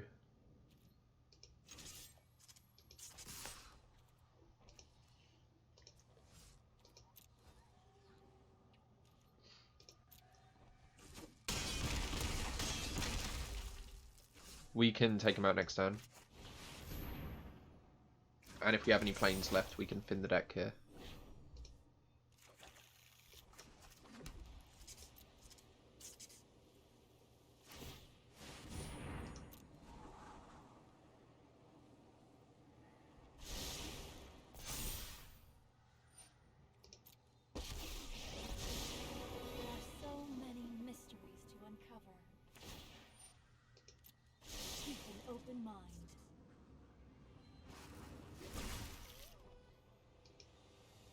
So our opponent collects a Glorious End, he can take an extra turn.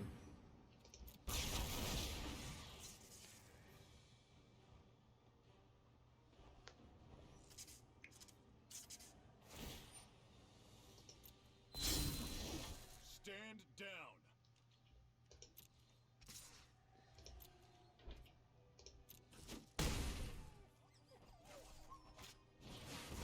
There's the Teferi. So our opponent gets to Teferi here, and then Tick Up and Glorious End. So they get 2 activations to their Teferi. This isn't a fight. Keep up the pace.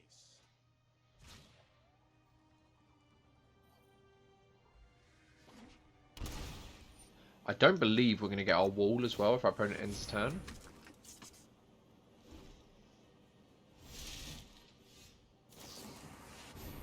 Ah, so I think we will get our wall because they didn't do it in response to the trigger. I guess our opponent would have had to have let us draw to get that. You know what? I'm not done. So I'm somewhat more worried now that our opponent's got a Teferi down. Just the trick for this.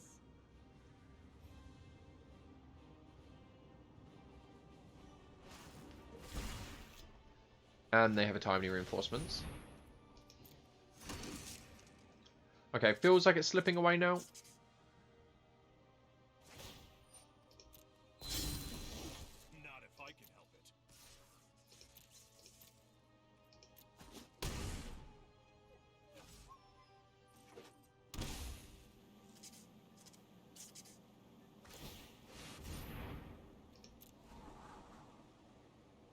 So opponent's getting double scries.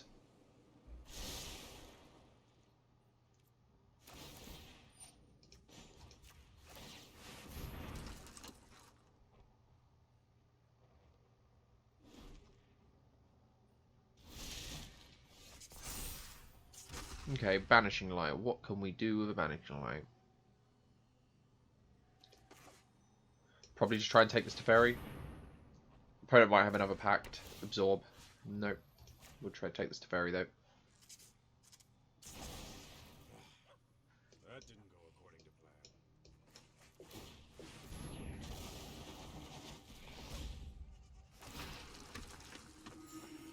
So I don't know if our opponent has another answer to this Banishing Light.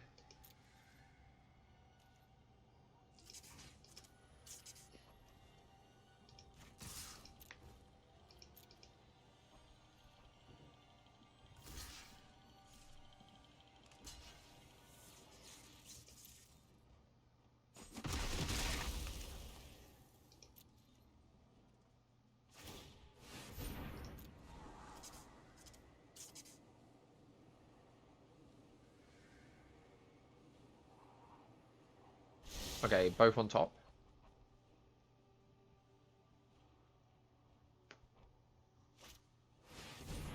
Okay, they have a commit. Sure. But our opponent has 23 cards left in library. Oh, no. Oh. We know how this goes. And we get one. Pretty poor one at that. Yeah.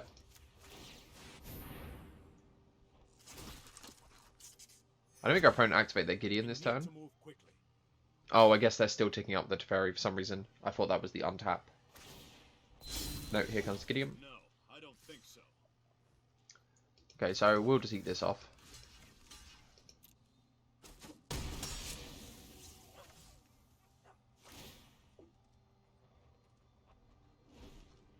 Opponent have like a Glorious End or something. Because they get to use all of their pacts again, all of their Glorious Ends.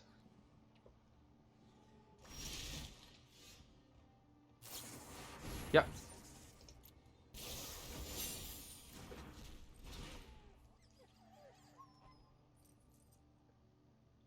So it feels like we're in a really difficult position right now, and we're not going to be able to get out of this.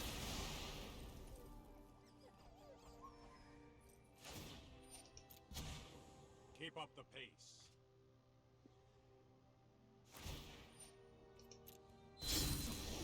I don't think so.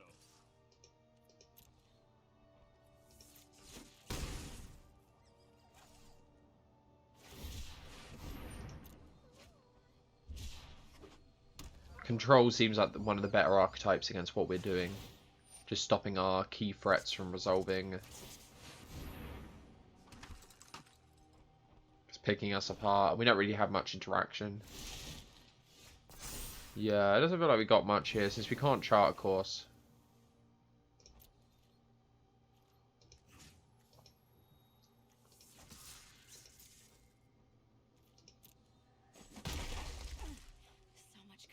Play Priest.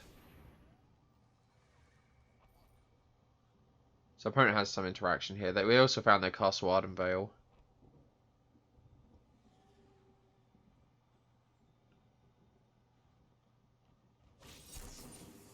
They're going to pact the Priest. Nice. We'll replay it. Our opponent has less than 15 minutes on the clock. So they have to play through 2 more games, yeah. So they might just time out.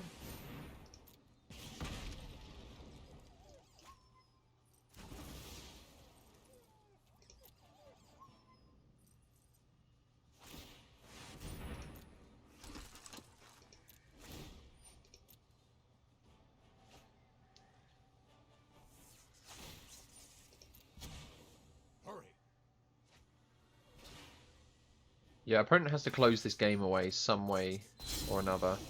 Stand down. Yeah, we'll take this. Really want to kill this Narset and then we can chart course.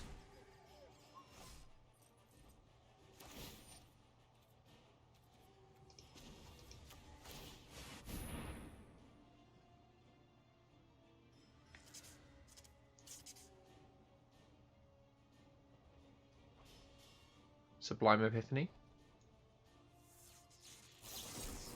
Nice. Your weapons won't help you win. Surprised they didn't just create a token. So can Sublime Epiphany create a token of a token? Target creature you control. They could have just made a 1/1. So we can't actually do anything here, since they have Nar set down. So it doesn't look like we're going to be able to do anything for the rest of the game now.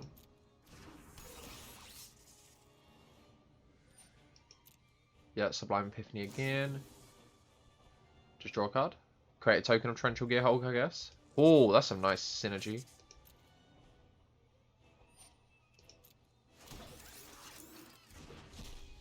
And they could, in effect, infinitely do this.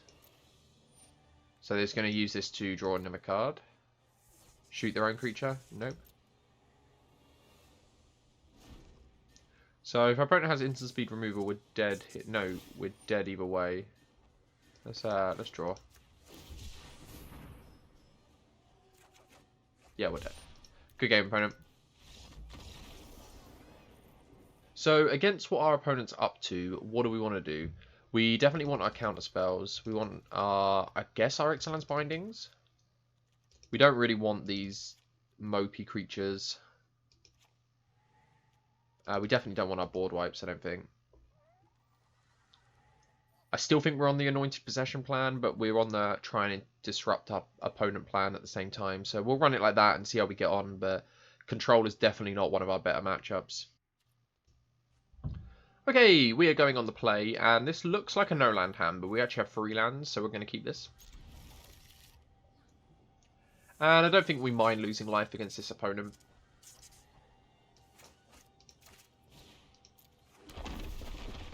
Unfortunately, Disdainful Stroke can't hit our opponent's 3-mana Planeswalkers, but that can.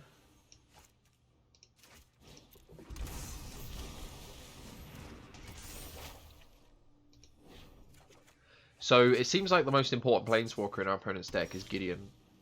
So we can't really let our guard down here. We're going to play Sacred Cat out, so next turn we can just draw with Charter Course. But we need to have this Dovin's Veto up for this Gideon. Looks like our opponent has a Pact of Negation in hand. They pause for a second.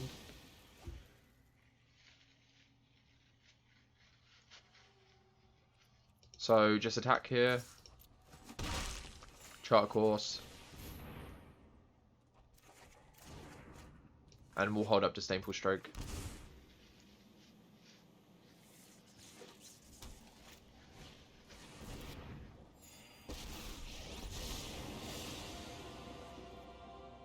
So just binding here probably.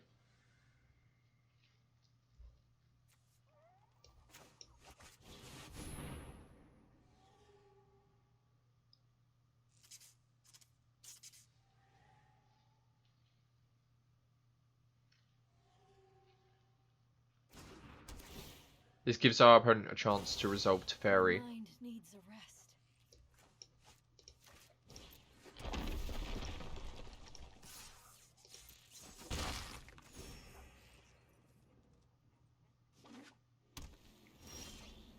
Nope.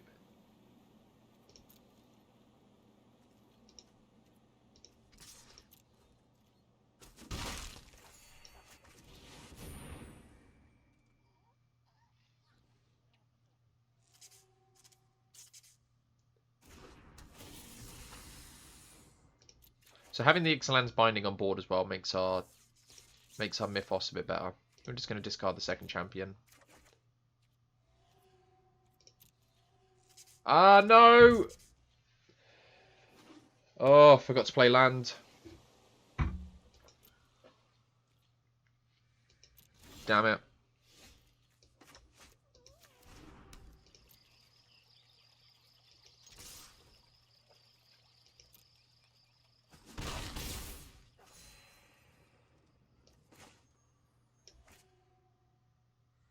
So, Irrigated Farmland gives us guaranteed Champion of Wits next turn. Well, we won't be able to do it next turn. We're just gonna pass the turn. There's nothing we really want to discard in hand. Our opponent's done nothing as well so far.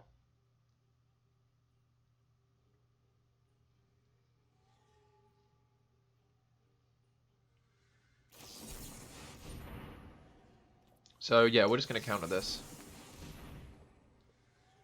They're probably going to pact here, I guess, and then just pay the mana in their upkeep.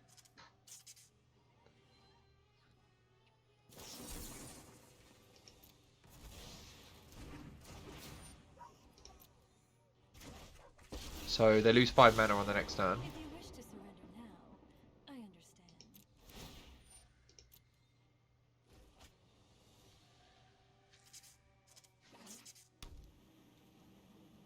Yeah, opponent has less time on the clock now. So there's no opportunity. If we draw land here, it's unfortunate. Or so if we had played the farmland, we'd be looking at a binding, maybe binding and another 4-drop. I guess we wouldn't actually be doing anything. Maybe Sunscourge Champion. But I guess we're just going to play binding. Our opponent could have another pact, but so be it. If this resolves and takes the Narset, then they're... Okay, yeah, so nice.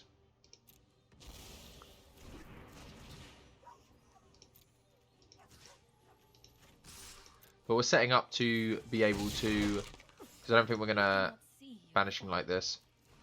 Next turn we can Champion of Wits. So opponents having to spend all this mana each turn for their pacts. So we'll try and kill the Narset here. If they can stop it from dying, then we'll Banishing Light it. And if it dies, then we'll just Champion. So just Shark Typhoon.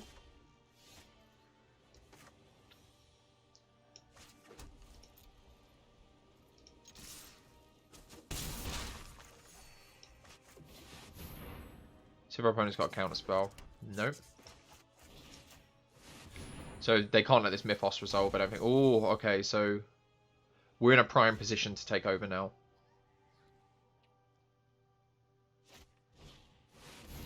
Even through a Teferi, I think. I never skip to the good part.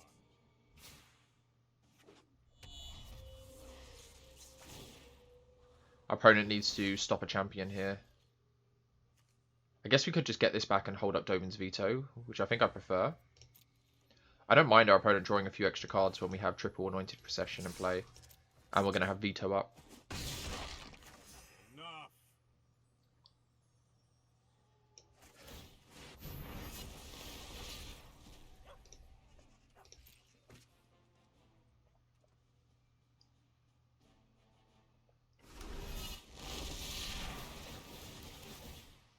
So our opponent's going to have to find something special here to play for a Veto as well.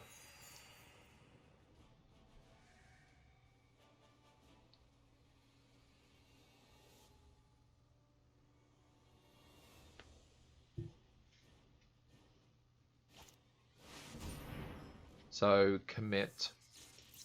Yeah, we've already got the value out of it. Hurry.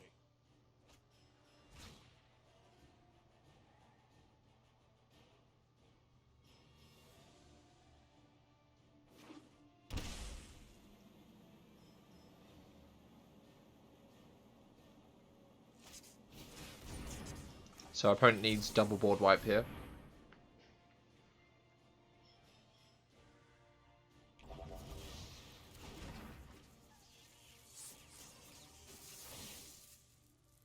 No, maybe they have a Settle the Wreckage. Glorious End. Sure, okay. So opponent gets an extra turn now. No time for a break. We're only one attack step away from winning.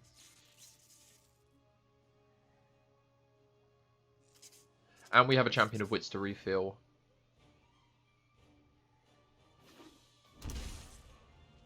I don't think our opponent can win this in 9 minutes. 9.5 minutes.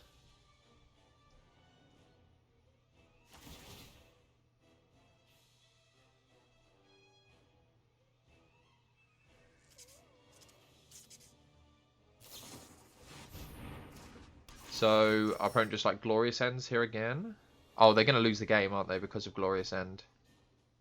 So, oh, nice. So they use a Sublime Epiphany to counter the trigger of the Glorious End.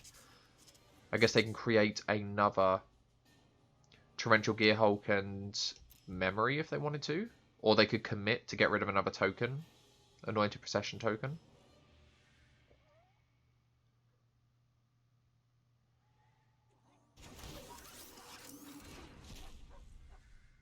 Yeah, and then they could commit here to get rid of the last Anointed Procession and put it third from the top.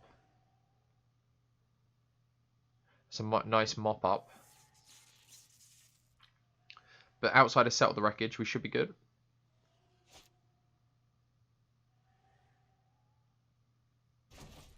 This is some smart plays if they have Settle as well. We are on 56 life though, so our opponent has 8 minutes to close the game. They have another Glorious End. Are we just not getting another turn?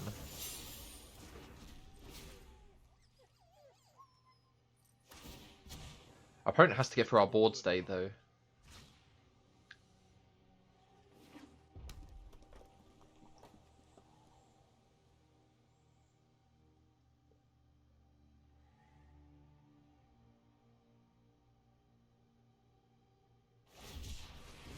Okay, just gonna cycle, presumably looking for an answer to our immense amount of tokens. Opponent did a really good job at answering all of our Anointed Processions. They're gonna lose the game. They're losing the game to their own Glorious End trigger. So Gideon, yeah, definitely a core part of their plan. I think we're just gonna run it back like that and see how we get on. That did quite well. Okay, so our opponent's just deciding whether they'd like to go first or on the play. I'm not sure if they're okay, so our opponent's just deciding whether they'd like to go on the draw or play, but their time is ticking down. It's been about 40 seconds now, and they only have less than 7 minutes left on the counter.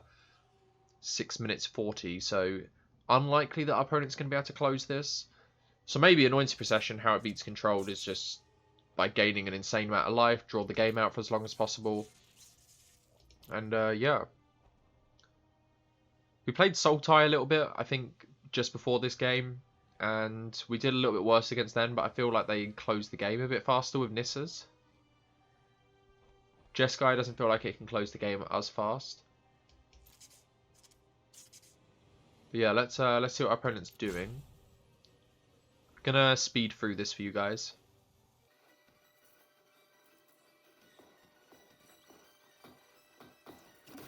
So, opponent conceded there. I guess they walked away from their computer or just couldn't be asked to continue the game. But yeah, I think even if they played it 5 minutes or 7 minutes when we started, wouldn't really be enough time to close it, especially when it took like 15 to do the first game.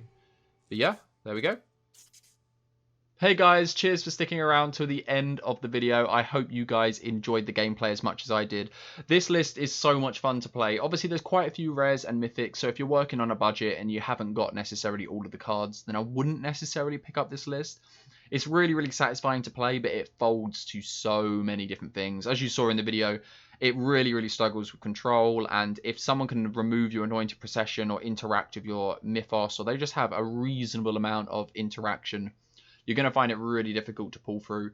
But against lists that don't have much interaction and they just want to kind of do their own thing and take over, this list is very good. Since even if your opponent gets you down to super low life total, embalming one Anointed Priest is enough to just completely take back over the game. You just need one turn normally with your Mythos and Anointed Procession down to really take over. And obviously there's nothing more satisfying than getting 8 Champion of Wits and drawing, like, I don't know the math, I should have worked out before I did the wrap up, but just drawing an insane amount of cards, essentially your whole deck.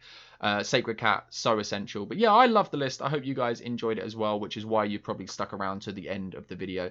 If you guys did enjoy, please consider dropping the video a like and subscribe. Because I'm such a new YouTube channel, it really does help out everyone who takes a second to do that. Helps the channel grow in a little way, and it is really nice trying to be part of a community and just getting involved. I really enjoy bringing content to you guys, so help me do it a little bit more. But even if you guys don't, cheers for sticking around. It means a lot that you've made it to the end, and you must have somewhat enjoyed that. As for what's coming up on the channel, We have our constructed list, either historic or standard. We lean historic every other day, and then every other day in between that, we have a limited list. So there's a reason to check back on the channel every single day to check what the new content is. And with limited, we never know how we do. We post up non-7 wins as well, so always on the edge of your seat for how the list is going to do. It will give you a good feel of archetypes in the... what we're playing at the moment, Kaladesh Remastered. We're doing a lot of that. We've moved away from Zendikar Rising a little bit, though we will still do some of that on the channel. So if you're interested in some Kaladesh Remastered draft, taking a look at the different archetypes, remember to check out the channel. We have a whole playlist on that. But yeah, that's essentially it. I'm just going to start rambling now, so probably good for you guys to just turn off the video about here. And until next time, stay safe.